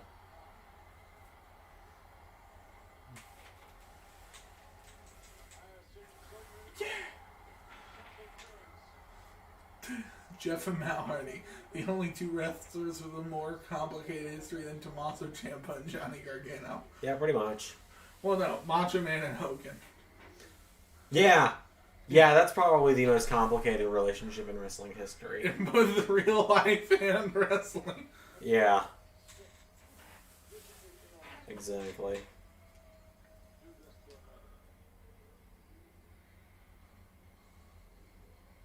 In 2010, I think chair shots to the head were banned because 2011 Triple H and Taker got a fine. Well, Zach, I know you want Willow versus the Fiend, but I just can straight up say it ain't happening in the Almost 11 universe because I couldn't give. I could not give less of a shit about Willow. I'm not bringing him in the universe. That's one of those things where I take executive decision on these things, and I don't care. I ain't bringing him in. Also, the Fiend's not around. Who knows when the Fiend will be back? Ray seems to have found a box of toys that I haven't put back on the shelf yet. No, this He-Man. I believe that was my older brother's when we were little, but it just ended up getting passed to me because he didn't want it. Because there's a Skeletor in there as well.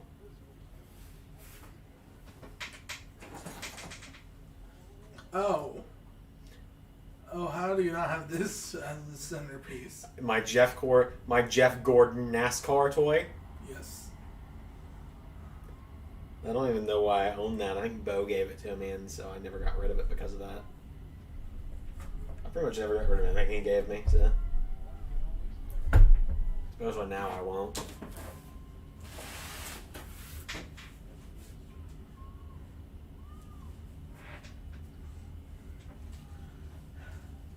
So WWE is schizophrenic with what they do with championships. Well, Zach, I saw your comment earlier today on Bray versus The Fiend winner stays. that's another one of those things where, like, I'll say now that's not what's happening. Because they're the same person, first of all. Yeah. So it would be really weird to do that. Because I would have to, like, make a created wrestler the Fiend to where you know that's not Bray Wyatt under that mask. And so Ray's also just found my ARW belt that I had made. Fun fact, that's what inspired the ARW belt in the game, not the other way around. But anyway, there's clearly a story going on with Bray. Will he become the Fiend again one day? Will he not? Who knows? I know the answer. Ray knows the answer, but we're not telling you guys yet. It's just a matter of you got to be patient. Right now, Bray's the Eater of Worlds again because we have a better reason for him to be the Eater of Worlds than to be the Fiend, and time will tell where that's going. You know. Also, I'm just gonna be straight up about it. We listen to you guys on who you guys like and who you guys don't like, but we don't take suggestions for stories. Yeah, that's kind of the best way to put it, I guess. Yeah. Like, if we know you guys like someone, we'll start pushing them more. Like, that's why, Zach says my man Todd is dodging the women. Like, that's why we moved the Karrion Kross debut up by, like, 3 months. Was because we had all the outcry for him. So we already had the story planned, so we just went ahead and fast-tracked the story to happening. Yeah. It's like, we know you guys like Seth Rollins, but we've got our plan for Seth Rollins, and we're still sticking to it, where he's still, like, the focal point of the universe, no matter what. Yeah, there is a long-term plan for Seth. Long-term plans for everybody, pretty much. Except Dolph Ziggler. I did have a long-term plan for Dolph Ziggler. And then I'm going to be honest, a lot of talent kind of came to me, and I had to book them. Karrion Kross is one of them. Yeah, Karrion Kross, Ilya Dragunov. And Ilya Dragunov will be debuting relatively soon? Relatively soon. Soon adjacent. Soon, that's the word I'm going for. Soon adjacent. Adjacent to soon. Kind of. Maybe. No. Then why is Yes. Rollins losing a lot of big matches? Well, Zach, we know you guys like Seth Rollins, but, like I said, there's a story to be told with Seth Rollins, and Seth Rollins losing big matches right now is part of that. Yeah. Like, just because you like Seth Rollins, just because he's your favorite wrestler, and some of the more vocal members of the community, Okay, the best I can describe it is what makes Return of the Jedi so satisfying is having watched Empire Strikes Back. Yeah. That's the best I can put it. Same with Johnny Gargano. The thing that makes Johnny Gargano winning the NFC Championship so satisfying is if you watch the history of Johnny Gargano. You have to watch, because, like, okay, if a wrestler just gets an automatic high, then his lows won't feel like anything. There won't be any stakes. Right. You have to take, because, like, when the lows are really low, when he gets to that high again, it'll feel that much higher. Right. Yeah. It's a good way to put it. Yeah. For example, Pete Dunne. Pete Dunne did not win championships for a long, long time. He tried for a really long time in NXT, so that when he did, it felt big. Yeah. Yeah. That's a brilliant way of putting it. Yeah. So the way I was going to put it was I was going to say that, like, we have 100+ people that watch every week, and, you know, I mean, this isn't me being, like, a dick. This is me being factual. Out of the 100+ people that watch every episode every week, 6, 7 roughly comment every week, and Yeah. it's a bit of a split with who likes who, and so we can't do everything just based on what 6 or 7 people want, because that's only 6 or 7%. We don't know what everybody wants. Yeah, and so what we have to do is we have to measure what we do by how much people are watching. And the numbers seem to be consistent enough for us to keep going in the direction we are going. Right. If the numbers took a big drop off, obviously at that point we would change directions. Right. Yeah. So, just because Rollins is losing doesn't mean that we're not doing something. Yeah. And just because he's losing now doesn't mean he'll always be losing. Exactly. And Zach, I know, I'm not sure how much of the old videos you watch, but if you go back to the beginning, Rollins was champion. Yeah. So, I'm just saying, be patient. We have a story planned. Not everyone can get pushed at once. Right.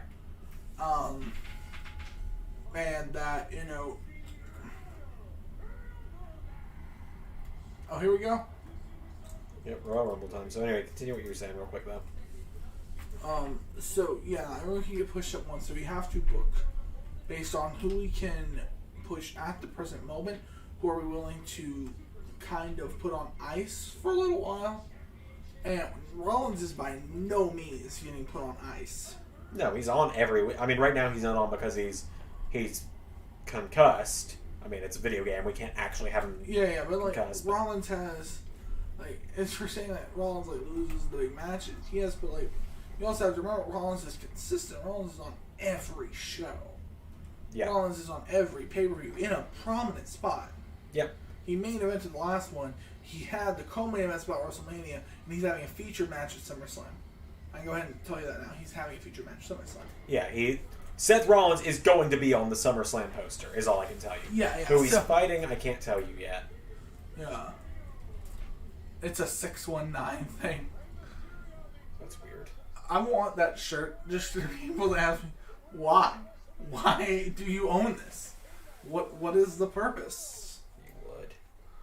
Story of Finn Balor and Sandow reminds you of Cena Bischoff from 2005. Genuinely, I've never seen that feud, so if that's what it's reminding you of, okay, that's fine.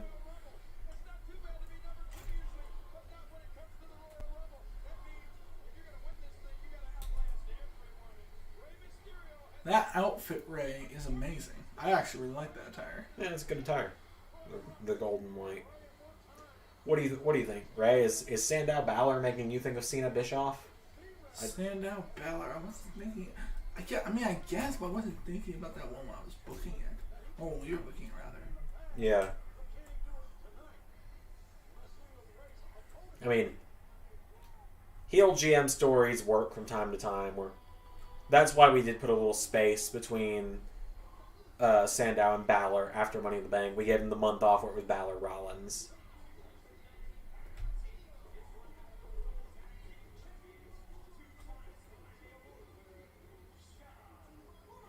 In 2009, he was half of the World Tag Team Champions. Was he with The Miz still? Or I thought, yeah, he was. Okay, they were still teaming back then? Miz broke away later that year. Okay, for some reason I thought that they... they'd broken up before 2008. No. Oh no, what about Eminem? Was that not 2009? No, Eminem was 07. Again, everybody, I wasn't watching at this point. So Eminem was 06, 07. Okay, Rey Mysterio in this period. What do you make of him? He did nothing for you because of the crap booking. And for this guy. And Johnny Nitro got moved to ECW and quickly was turned to John Morrison, and he won the ECW championship because Chris Benoit was at his home. Right. And Zach said, I'll read Jobber's thing for you in a second. Zach says, Bischoff wanted anybody Cena to be champion. He even booked Cena and Jericho in a You're Fired match. And then Jobber says, Rey Mysterio in this period, what do you think of him? He didn't do much for me because of the crap booking. Ray, you were watching at this time. What did you think of Rey Mysterio in 2009? So I'm going to be honest. The early part was not that great. The early years, the first 4 months were kind of bad. He was on and off with the IC title. It was a weird time. His summer was fantastic. That was his Chris Jericho feud with him, with Chris Jericho in the match with the crowd, and his Chris Jericho's whole thing was honest people don't wear masks. What are you hiding, Ray? Yeah, I've read about that feud in one of Jericho's autobiographies. Chris Jericho's autobiography was Zander has read all of them. Chris Jericho is his inspiration. No. No. Yes, he is. You No, love he's Chris Jericho. I love Chris Jericho, the wrestler. I'm not a big fan of some of Jericho's personal opinions. You know. Also, can we acknowledge, 12 years later, both of these guys are probably going to be, one of them is confirmed, and the other one, very likely, they're both going to be in the Royal Rumble 12 years later. If you want to know my inspiration.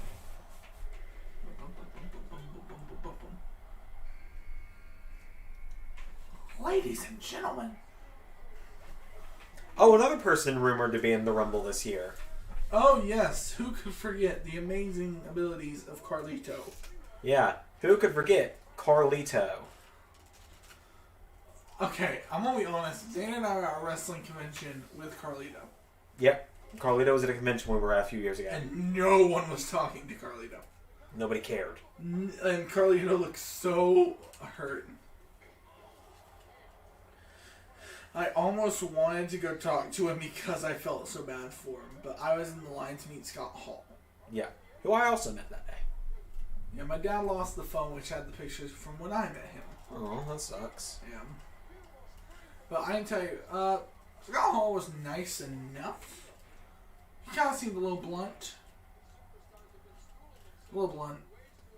He was pretty kind when I met him, which I was wearing an NWO shirt, so... Yeah. DDP is the nicest dude. I got the same comment from every single wrestler that day. So for reference, I am 6'6". I'm 6'6". Every single wrestler asked me that day, "Hey man, how old are you? When are you gonna step in the ring? Come on." Even Tommy Dreamer, who was kind of a dick to me. Tommy Dreamer even said to me, "Oh man, give it 5 years, I'll be wrestling you." Which I've thought about doing. I still think you should. Yeah. Who thinks I should be a wrestler if I could lose the weight? Do I count for 10 votes? You count as 2 votes, Zander. 2? Yes, you count as 2. I also speak for all 9 other Zanders, though. No, you don't. Don't know what you're talking about. I can speak for any of them anytime I wanted. Wham! Yeah, brother, he can speak for any of us at any time he wanted. Zander, there's 9 people I hate in this world, and you are all of them.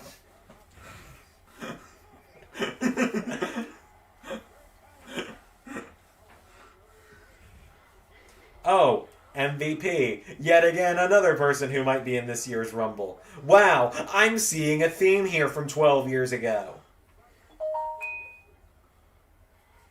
That is so much louder in person. I'm just used to hearing it over StreamYard.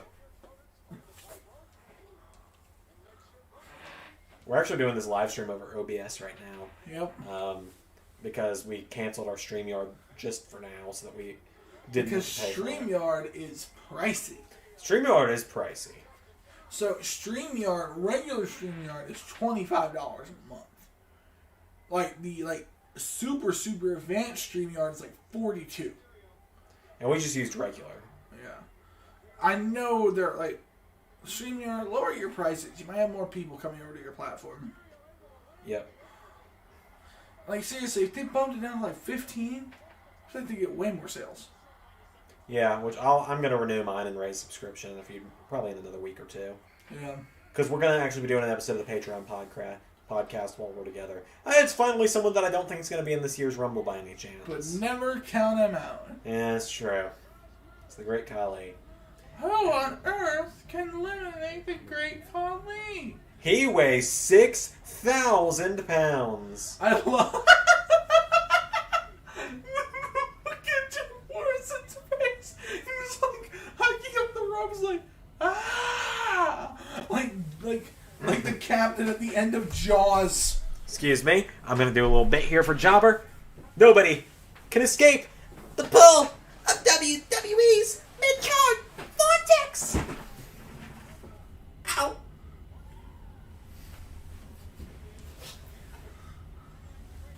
That's better. Ah, god damn it. Dick.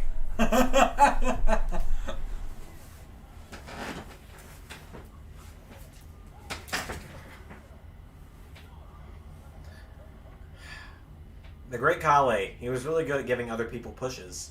That was pretty much all he could do in the ring. Don't you love former WWE World Heavyweight Champion, the Great Khali? One of the most underrated feuds in WWE was in 2007 because the same year as Taker versus Batista and Orton versus Cena, the best pure wrestling feud was MVP versus Matt Hardy. What? It's No. Vladimir Kozlov. No offense, Zach. Are you talking about the feud where they played a game of free hoops and then ate pizza as a contest? And then MVP threw up on Matt Hardy. So, I don't know if you guys have seen a picture of Vladimir Kozlov in 2021. He looks like a guy who gives you a side quest in GTA. Look it up. I saw a picture of Vladimir Kozlov a few years ago and he looked really intimidating. Yeah, now he just looks like someone that would give you a side quest. He looks like your Grand Theft dad Auto. if he went low carb. My dad is low carb. Oh, really? My dad's vegan. What? Yeah. Dang. My dad is vegan. Yeah. Oh god, was this when they were pushing Kozlov as like a monster?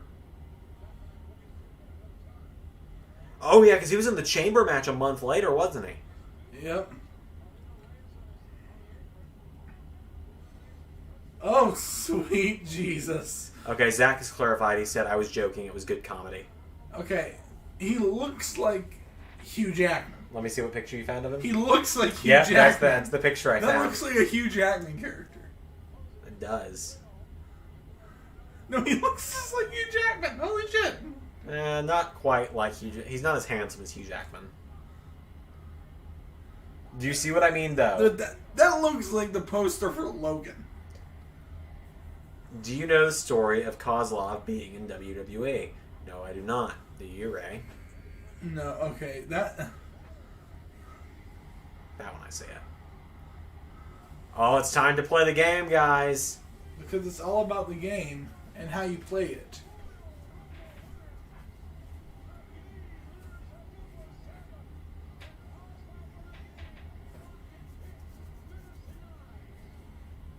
I saw this Royal Rumble once on YouTube. So it was super low quality.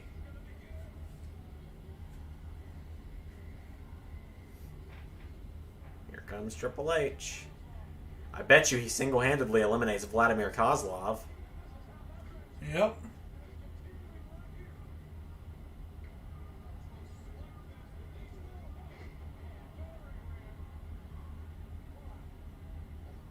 Vladimir Kozlov debuted in 2008, correct?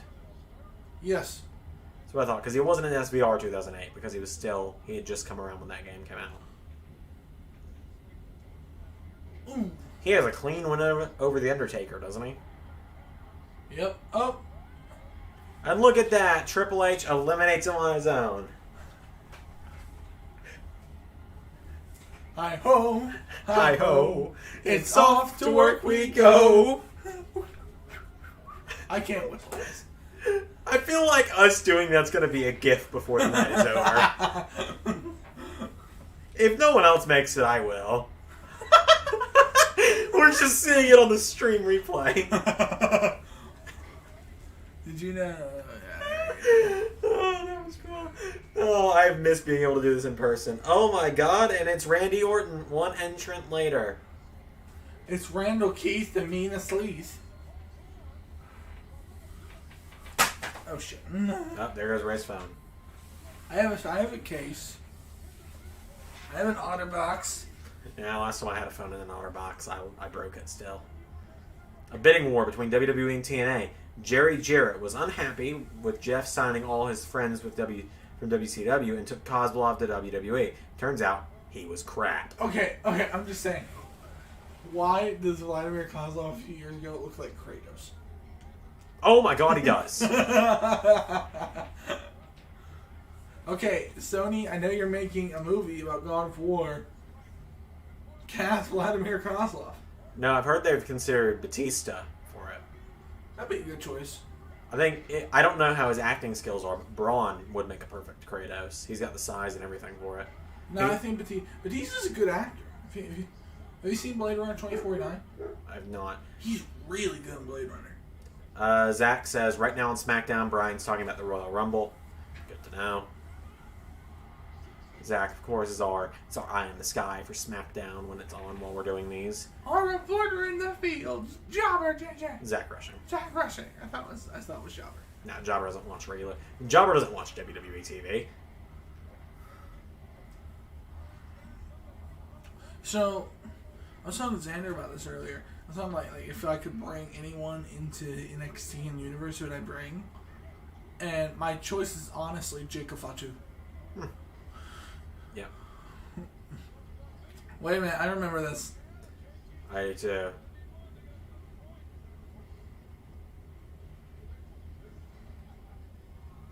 Rest in peace, Shaq. Shad. Shad. Sorry. Oh my God, I feel terrible. No, I'm sorry. Shad Gaspard, rest in peace. There we go. Yeah, sorry guys. But JTG's actually honestly really good in the ring. Yep, only old stuff in current pay-per-views. JTG's finisher, yeah, I remind you, was a sling blade Yep. called the Shout Out. And I used it as my finisher in video games at one point before I knew what a sling blade was.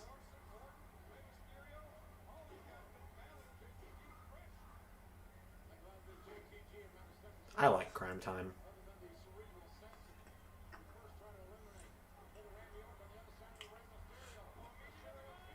I wonder if WWE ever would have brought them back. I wonder if WWE would have brought them back by now if Shad hadn't unfortunately passed away last year.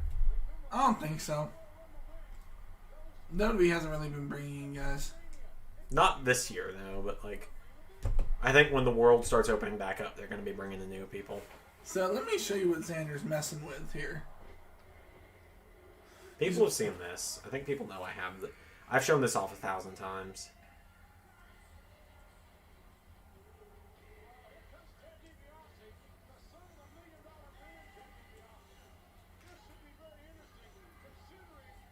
Yeah, it's my arc reactor. What of it? 1 second. I'm remembering something new back. Ah, there's pus! It smells! Yeah, it does. Iron Man 1 is still a really good movie. Yep. Everyone should watch it. It is. It's good. I just love how you can obviously tell it's a prosthetic chest. Because how he's laying like... Well, yeah. Oh, there goes JTG and John Morrison are both hanging on.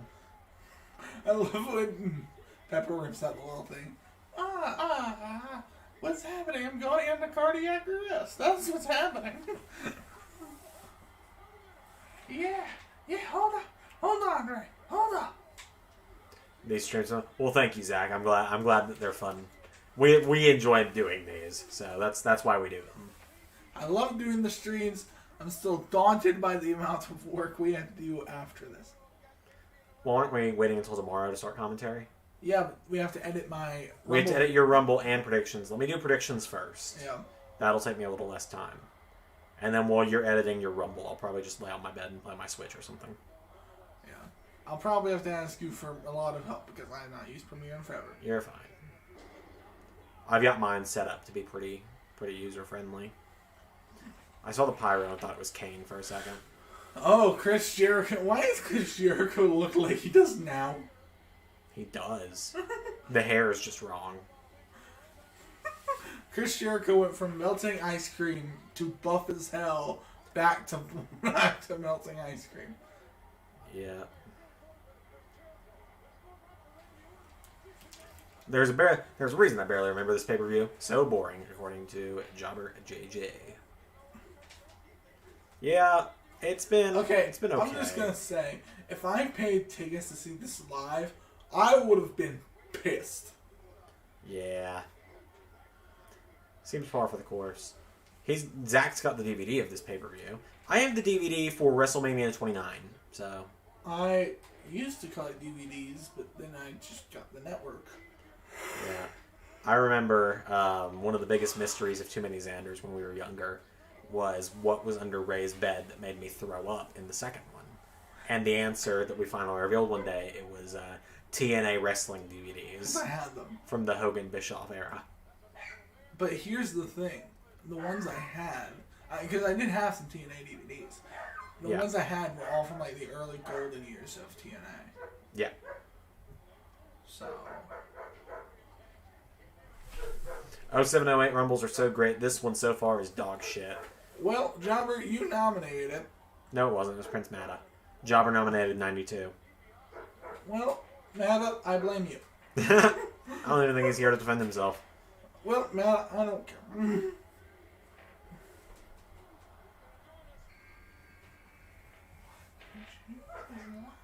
Oh my god, guys, it's Mike Knox! So, before the street start, I asked your brother, I was like, so, Sid, yeah? Why would you choose this life? Why would you choose to deal with these girls?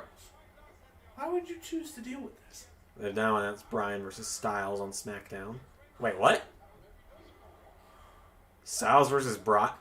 Styles is part of Raw, though. Okay. What are the rules?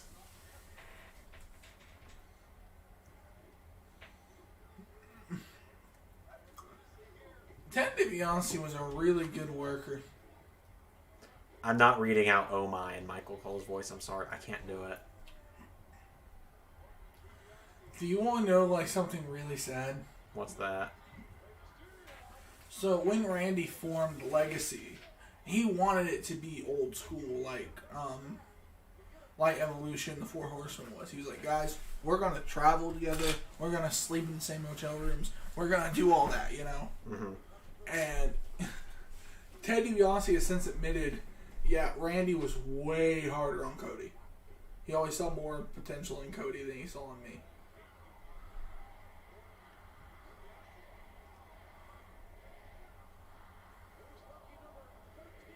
So, Lucky 13.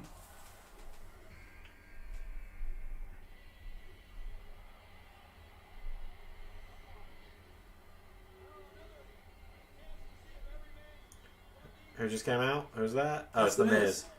I didn't look up to see who it was. Part of the brand to brand invitation. Fuck that. Fuck the brand to brand invitational.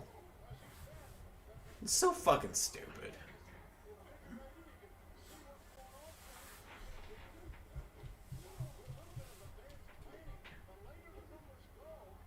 And Jobber, of course, agrees that Randy was right. Cody had more potential. Well, I mean, look where we are in 2021.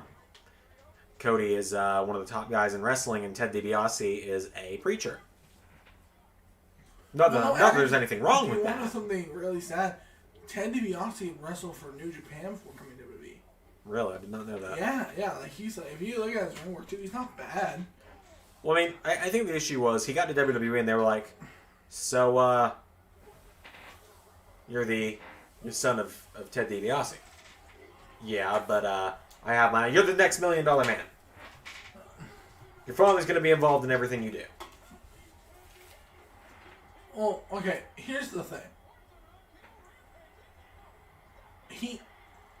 I'm not saying Ted DiBiase needed him specifically, but he probably needs someone like a Paul Heyman, someone to cut promos for him, because he's a really good in-ring worker. He doesn't have much personality.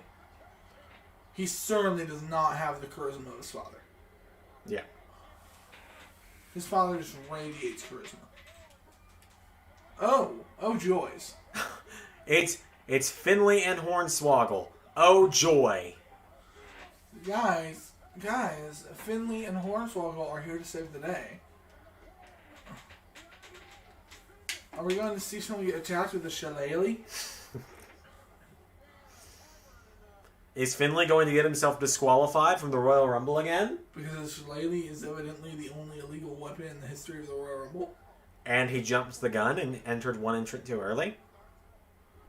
Finley!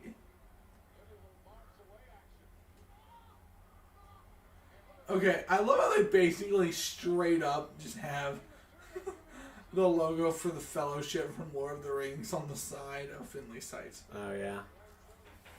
That's also a logo used in other stuff as well, though. Pokemon uses it for a gym badge, for example. You can see the weight of the day finally hitting me from how much I've done. Who do you guys think needs Paul Heyman right now? Zach says Apollo. Apollo is a good choice. But here's the thing. I don't think Apollo can be the heel that Heyman would manage. So if I actually had to choose, I would choose... I know he's technically doing it right now. I would choose for him to actually manage a 4 horseman style team. Like he did in WCW with the Dangerous Alliance. Yeah, but one person specifically. Fuck, I don't know. If he was in WWE, Jacob Fatu. That would work. If they brought him into the main roster and wanted to really push him, Timothy Thatcher. Thatcher's a great shout. Yeah, I think Thatcher could do well with that. I think that's your pick right there. Yeah.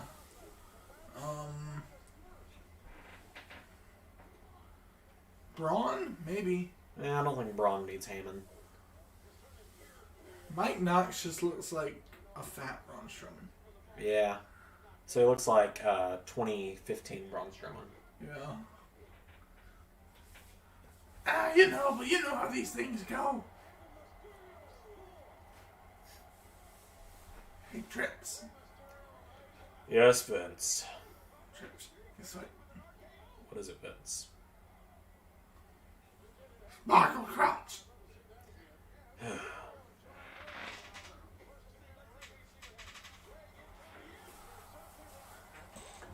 We need to talk about Sami Zayn, the ginger guy. Yeah, give him a ginger gimmick. He's one of the most talented wrestlers in NXT, and you don't like the ginger gimmick? No. Dancing ginger gimmick? That's somehow worse.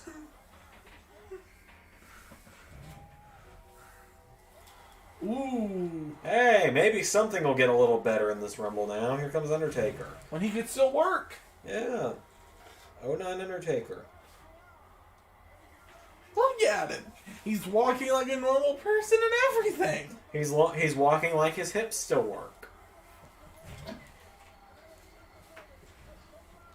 Let's face it, Paul Heyman is the best current day manager, and anyone would like to be with him because he makes people champions. Yes, Curtis Axel and Ryback would agree.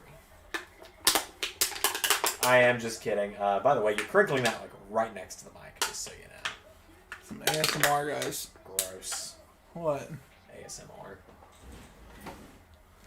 Of course, I'm being a smartass with the Ryback Curtis Axel stuff. It worked wonders for Brock. I think he and Punk had some gold together. I don't know who else was a Paul Heyman guy. So, Well, that's what you were going to get. yeah, I was gonna get this. Hey, what am I in this fight, huh?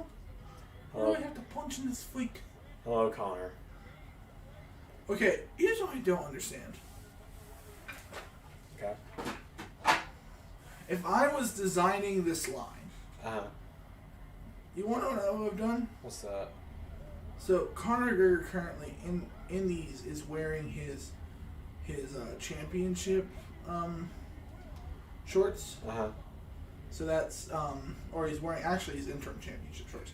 So something you need to know about UFC is champions wear black shorts with gold text, and if you're a champion coming from another division, Oh, yeah, it's Gold Dust. yeah. And if you're a champion coming from another division, fighting the champion in the current division, you will wear these. Mm-hmm. So this, I'm guessing, is Conor from the Eddie Alvarez fight. Just guessing. I have no idea. It said on the back of the box, and I didn't bother to read it. And now we got Cody and Gold Dust going at it in the Rumble. But, you want to know what I would have done? What would you have done? Why not? Like, okay, had these removable shorts on him. They're bitch put back on, apparently. Yeah, they just slid down on their own. No, I was checking to see if they had something. Why not paint another pair of shorts on him? So you could have, like, different versions of Conor. So why not paint his black shorts on him? I don't know. Same way that they didn't give him an alternate head for Man Bun Connor. Yeah, this is I think this is supposed to be. Yeah, this is Eddie Alvarez Connor. I should, guys. Okay, here's the thing. who of you would watch an MMA show on my channel? Because I know enough to make an MMA show. Zander will tell you, I know enough about MMA to make a full-blown show.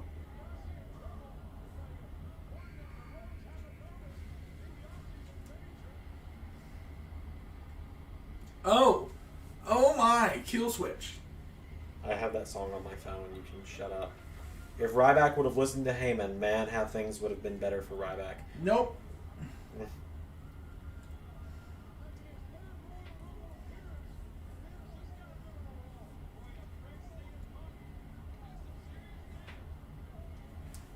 So I just got a text from one of the competitors asking about the predictions. So, Jobber says Ray, if he has the time, he would watch. So, have you seen, there's this thing called, I might actually show Zander this because it's just so funny. So, before UFC had these, they had, all the fighters got to choose their own sponsors and their own shorts. Now they have these, which are like made by Reebok and made for specific countries, so green's Ireland. Yeah. And I think green's also Australia and Italy. Blue, I think, covers America and parts of Europe. So they had this launch. They were going to show off these great outfits they had made for these guys. And so they had Conor come out because he was a big star, and they were going to show off the flexibility. Do you want to know what they did? This is a professional launch by Reebok, one of the biggest athletic wear companies in the world. Somebody's about to get their ass split. Somebody's going to get their wig split. Anyway, guess what they spell on the screen? Flexibility. Couldn't have used a spell check, huh, Reebok? Yeah. And then they had former #1 contender for a UFC championship and a champion in other major promotions, Gilbert Melendez. Guess how they spelled his? Gilbert Melendez.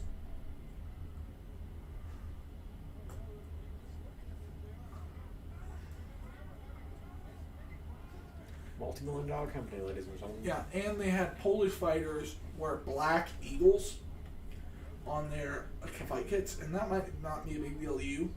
Black eagles are the symbols of their oppressors.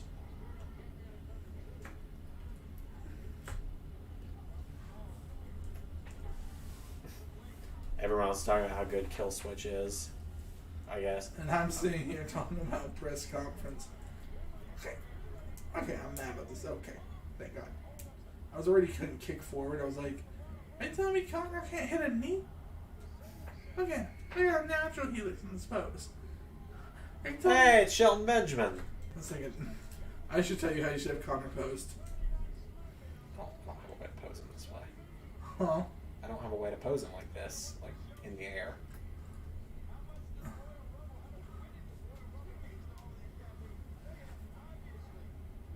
Why?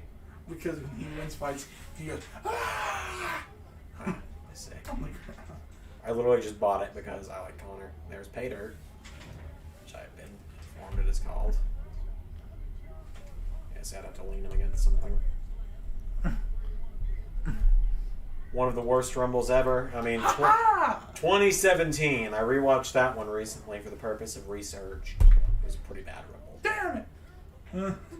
Still got 10 entries left as well.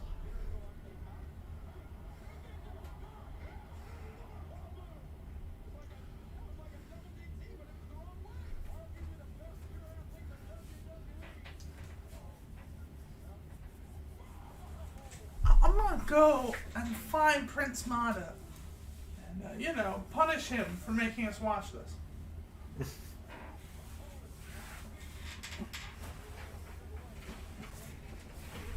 Okay.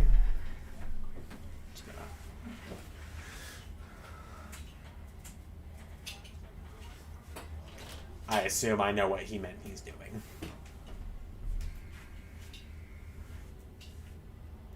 Hey, it's William Regal.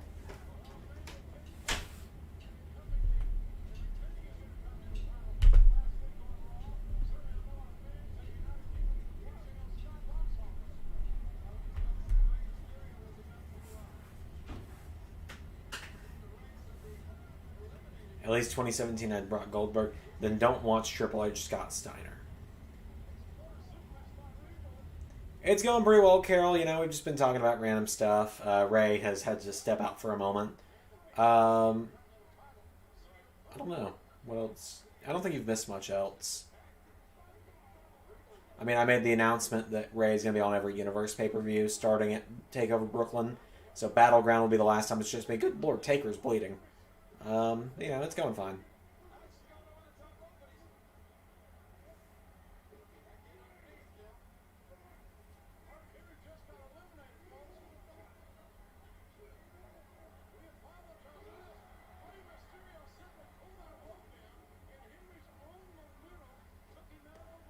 So yeah, we're in the Royal Rumble.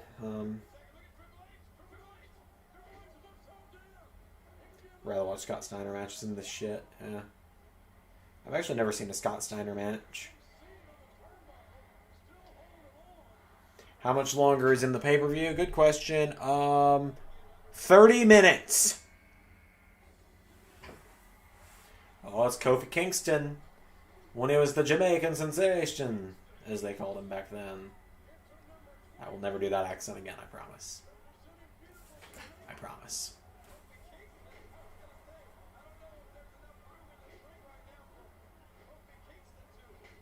He'd only just debuted when this Rumble happened as well. I remember because like the whole story with Kofi Mania was 11 years.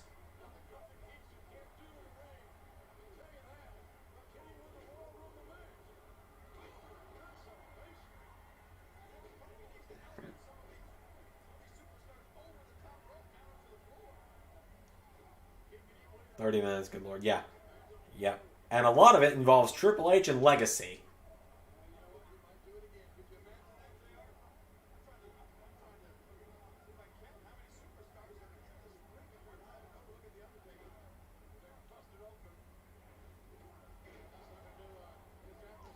Who picked this pay-per-view again? That would be Prince Mada. I need to watch Public Enemy versus the Steiner Brothers from Nitro. I'll probably get around to it at some point. Bailey versus Belair on SmackDown right now, according to Zach. Okay. And Shelton's eliminated. That's a shame.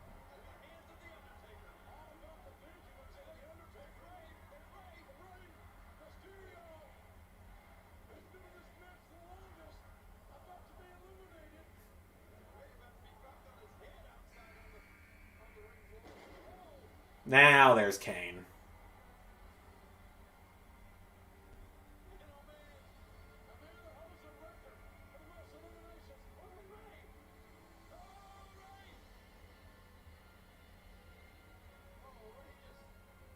The chaperone would have been the chaperone would have been over by now. We're 2.5 hours into this shit.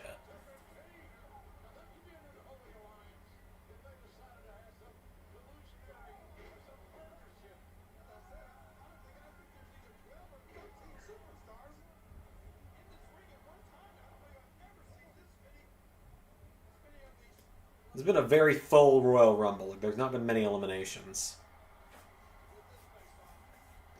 Like, we're 22 slots into the Rumble now, 23, I think. And, like, I feel like there's not even been 10 eliminations yet. Because there's 1, 2, 3, 4, 5, 6, I can't see Kevin Dunn's fucking crash zooms. 3, 4, 5, 6, 7, 8, 9, 10, 11, 12, 13. Yeah,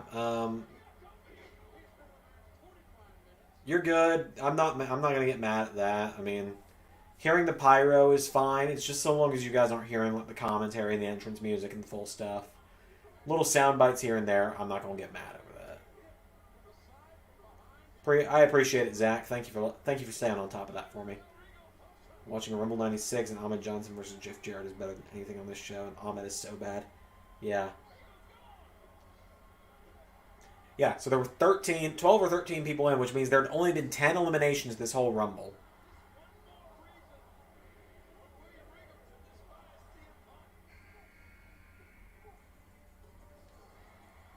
R-Truth was employed at this point!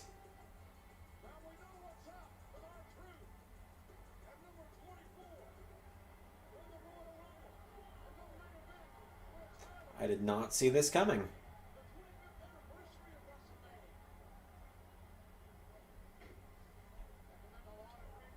Did not see this one coming.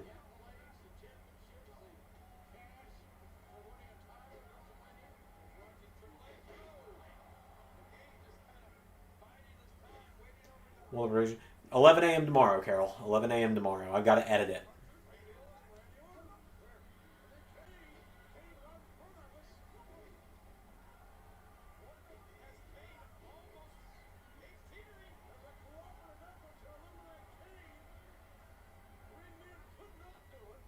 Okay, you can hear...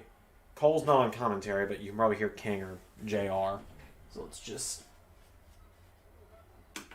completely change the fucking TV channel, obviously, is what I meant to do. Hang on, you can't hear anything now. There we go, that.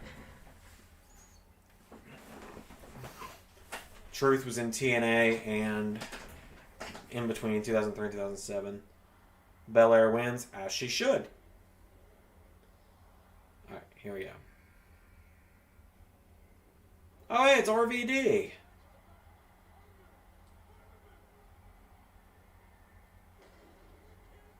You guys probably hear that pyro. Like I said, pyro's fine. Don't worry about letting me know about that. Just so long as the commentary and stuff isn't too much. Here comes RVD. What's he doing here?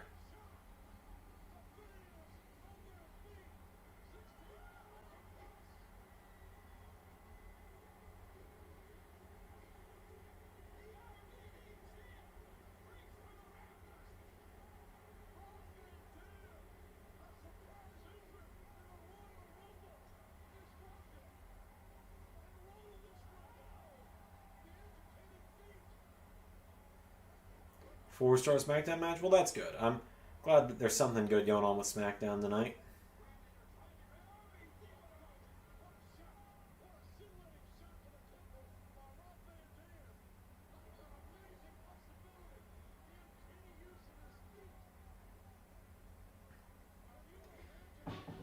Oh, RVD.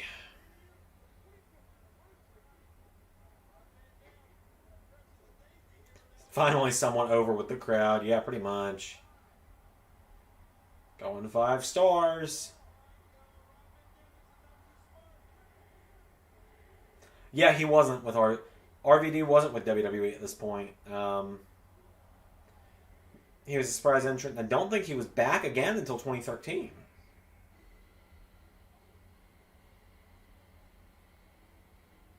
Who's out next?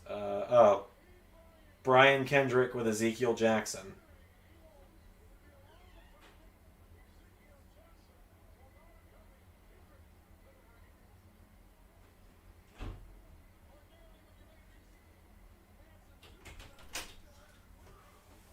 Alright, Ray's back.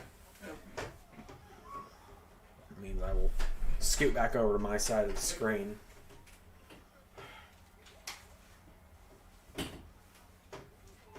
And Brian Kendrick's going as soon as he comes in. Oh, nope, Ray is not back. Okay. Also, Zach will make sure to relay that message to Ray. It's very much a him thing. This Thatcher style situation. Future X Division savior, the Brian Kendrick. Okay, now you back? Yep. Alright, cool. Zach wants you to know that he is loving the Styles Thatcher stuff on the NXT. Thank you. That was very much a Ray decision. And yep, you missed RVD coming in. There he is. Yeah. Get away from me, you butthead! I could say the same thing. Okay, I did it once this past week, man. You know I like to give you shit, and that is it. That is all I do. Okay, it's gonna be ironic when Zander eventually tries Pot. He's probably not going to do it. Huh? Probably not going to. Oh my god.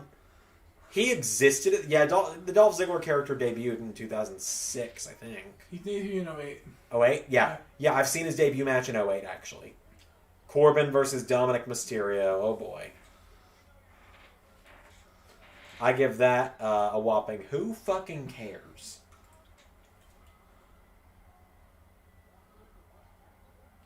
And he's gone.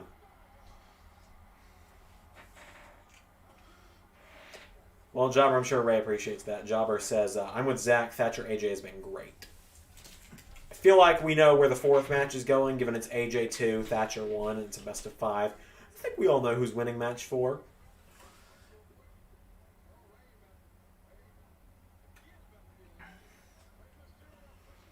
Well, it still makes it exciting nonetheless. They've been very exciting matches to play.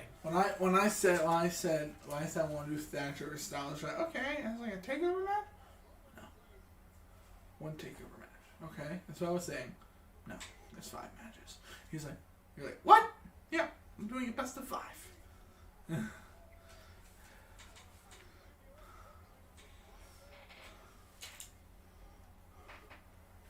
So my girlfriend has just admitted to me that she wrapped my Valentine's Day gift. Yay! I've got to step it up. I've got her Valentine's Day gifts all right here. So, like, over here. You know what it's time for, Ray? You know what's about to happen? History's about to be made! New record! I wasn't ready! I wasn't ready! Mick Foley as TNA champion is better than this crap. I didn't even get to do my lunges. I didn't get to do my stretches. I didn't get to cry in front of the mirror for 15 minutes.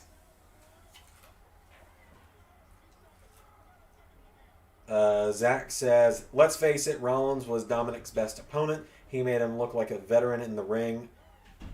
I mean, he was the perfect first opponent for Dominic. Dominic's still got time to improve. I mean, the kid is only like a year or two older than me, and I'm 20. So, Is there a knock on the door? I don't think so. If you did, come in.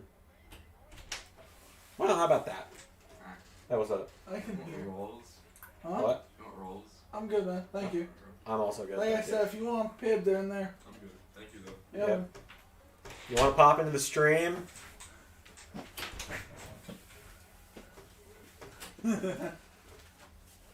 It's Sid! Oh, God! Get away from me, demon!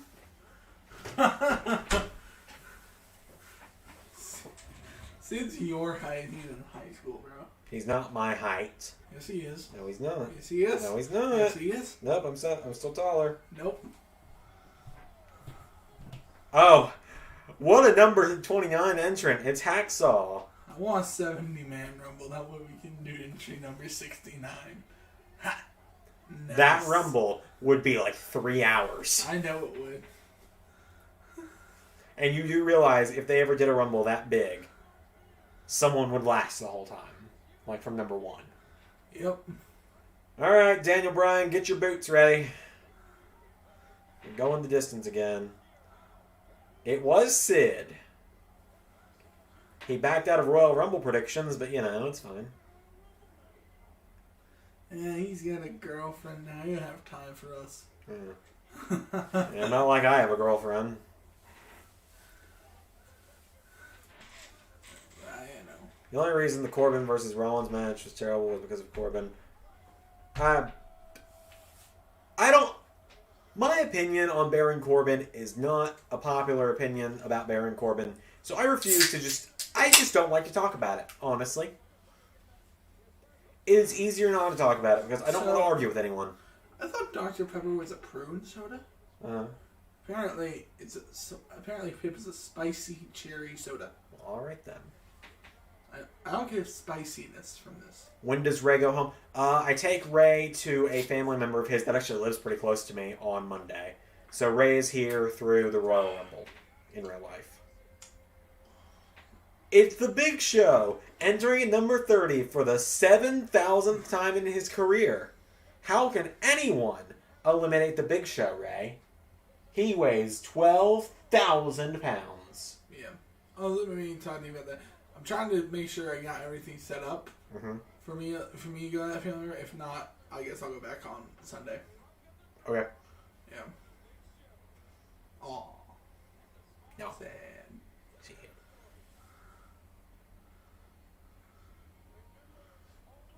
I mean, my main question is, am I driving an hour and a half if it's Sunday? Yes! Fuck. Because then that adds another hour and a half for me to go back. Yeah, but you already said you would before I made those other arrangements. Look at him. He doesn't want to admit he did. No, I'm ignoring something else.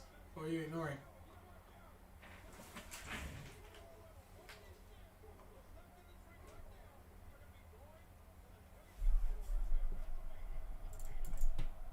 I know. Let's see what else. We got some new chats. Fun fact: Big Show hasn't had the spot where multiple men eliminate him. Big Show has never had the spot where multiple men eliminate him from a Rumble. How about that? It's always just been like one person. That makes sense, actually. Like 2015, I remember Roman eliminated him by himself.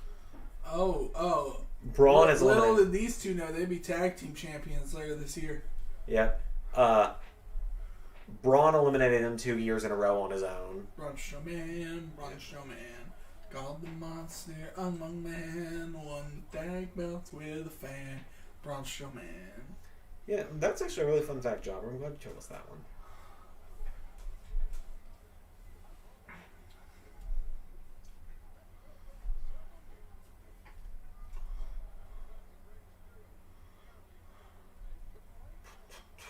And nope, Ted's hanging on.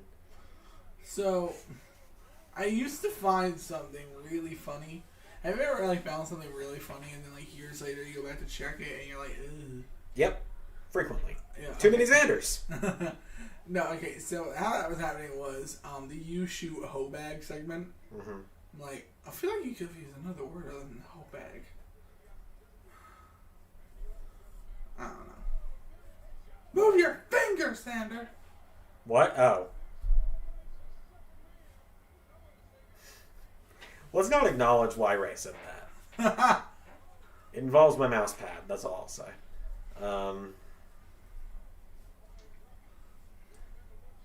R-Truth just got eliminated, by the way. I didn't even realize he was still in there.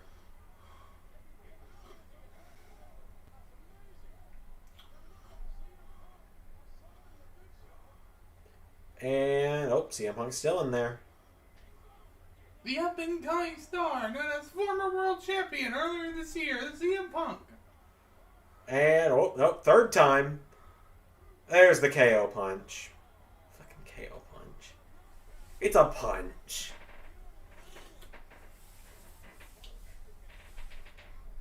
The biggest controversy of the Royal Rumble was, the Rock and Big Show in 2000, yep. Here's the thing. I agree. You should have won.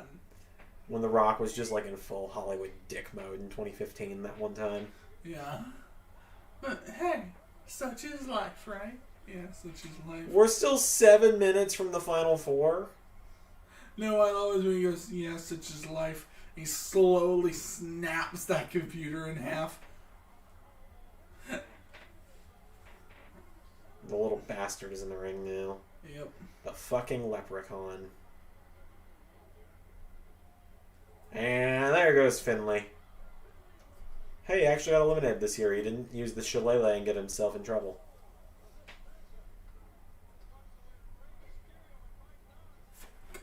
What? Not used to you being in the same room with me still.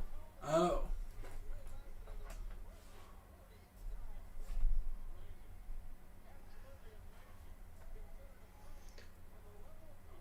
Mike Knox was eliminated after CM Punk. That's a sad sentence, isn't it? This is the pay-per-view that never ends. It just goes on and on, my friends. It fucking feels that way. I mean, we got Big Show, Orton, DiBiase, Rhodes, Van Dam, Kane, Jericho, and Trips still in there. All of those guys would go on to have successful careers, except Ted DiBiase.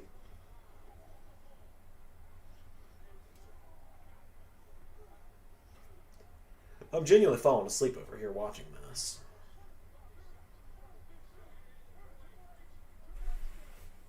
Who would have thought something involving Randy Orton being in for Miz and Morrison backstage? I'm so tired of inter-brand invitational whatever.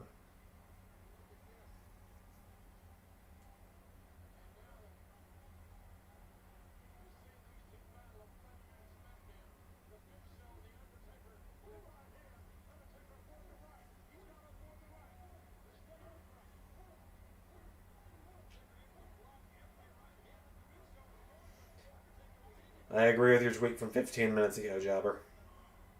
What did you tweet? 2009 Royal Rumble is fucking shit. Well, that would be Miz's funeral if he were to cash in on Roman. There goes RVD. See you in like 5 years, pal. Hey, it's a meme! Oh, that's a great shot. I think Jericho actually goes out now. I think. Nope. I thought they were going to go for a Brothers of Destruction reunion. There he goes. And this would be Jericho's last Rumble until 2013. 2012, my bad. He wasn't in the 2010 Rumble. No, he was, my bad. My bad, because he took a year off in 2011. Yeah. My bad. He was actually retiring in 2010 2011. Little did we know, 10 years later, he'd still be here. There goes Kane. Because, no, he, like, messed up his back really bad. Ah. And, like, apparently he could not stand up. Also, can we acknowledge, Legacy have been in here, all three of them, since, like, number 13 or so? Yeah. Not a single one of them has tried to eliminate the other. It's almost like, All right, that's guys, a good idea. Let's get ready to do some ribs. Oh, okay, Big Show.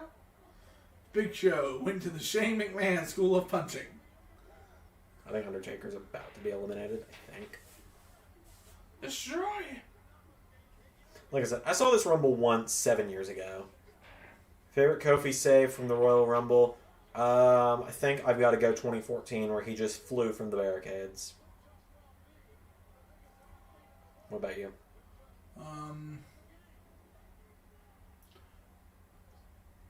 Pogo stick and Alex chair. So 1 year previous. Yeah. The end is in sight. We're down to 5. No, we're still down. We still have 6. I thought someone got eliminated. My bad. You thought Triple H had been eliminated from the Rumble match? No, don't you know Triple H always has to be in the final 3 at the very least, no less? And even then, even then, the match is not allowed to have any length after he leaves. Yeah, just look at 2006.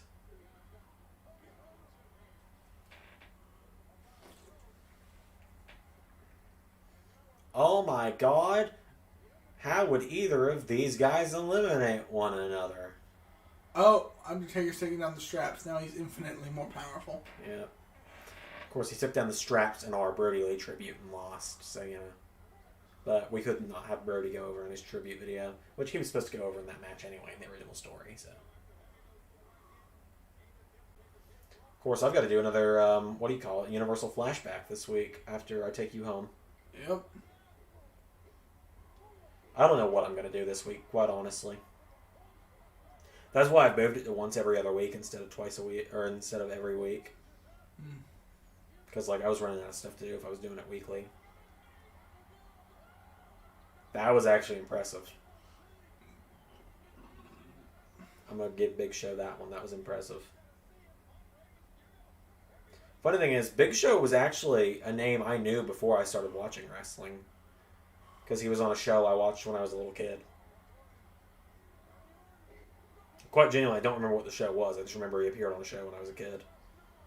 Weird how Triple H was burying people in 2009 even, but now he makes stars in NXT. Yeah, I think everyone always brings that up. Even then, he was still the bloody WWE champion 5 years ago in 2016. There's Big Show. We're down to 5. Thank God.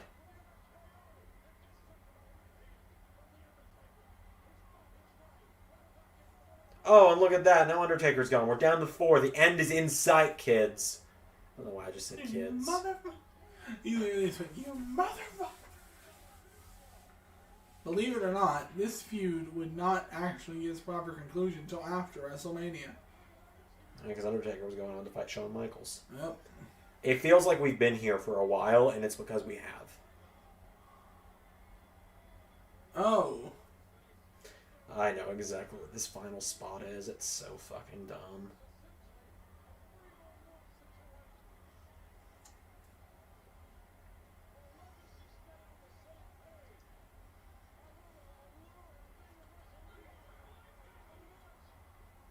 I know exactly what's about to happen. What? Let's see. You sound like I need a Mountain Dew. I don't drink soda, so. I believe at one point, Ted and Cody each hold Triple H back. Triple H runs one of them into the ropes, eliminates them, runs the other one into the ropes, eliminates them, and literally like 2 seconds later, Randy throws him over. Or no, he runs Randy towards the ropes and Randy reverses last second, so Trips doesn't look weak.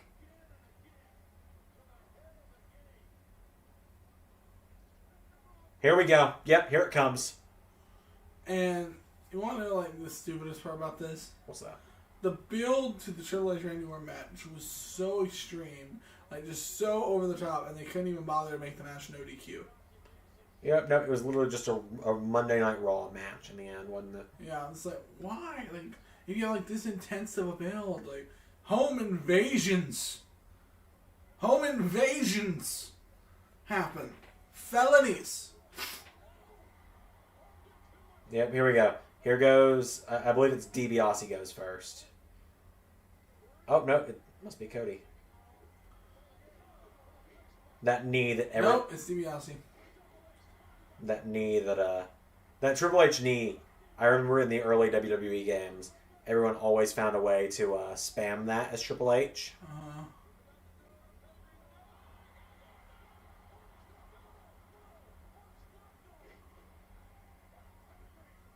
I love the pedigree. There goes Ted. And, well, you hit the pedigree, so there goes Cody, and we're done here. Can we go home now? We did it. We made it through, everybody. We survived.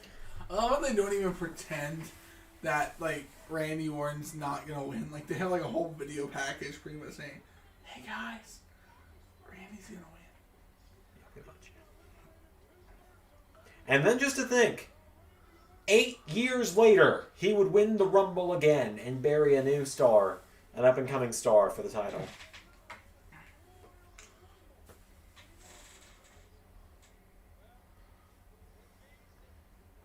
Cool, Randy wins. Do I get to stop watching this piece of shit pay-per-view now? I think I do.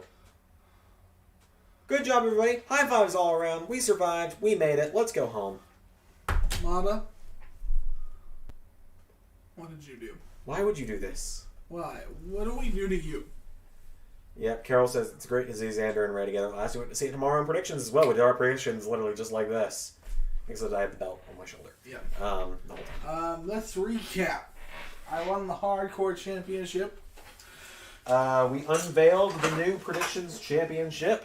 which has a surprising amount of weight to it. Oh yeah, it really does. Like, see how quick it fell? It's pretty weighty.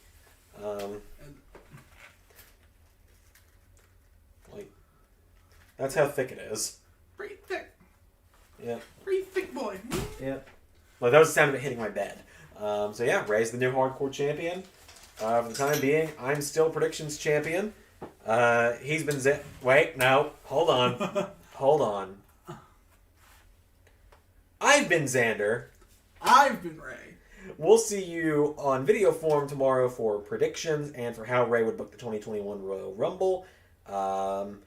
And other than that, we will see you for another live stream on Sunday. Sunday Sunday trips. trips. Sunday events.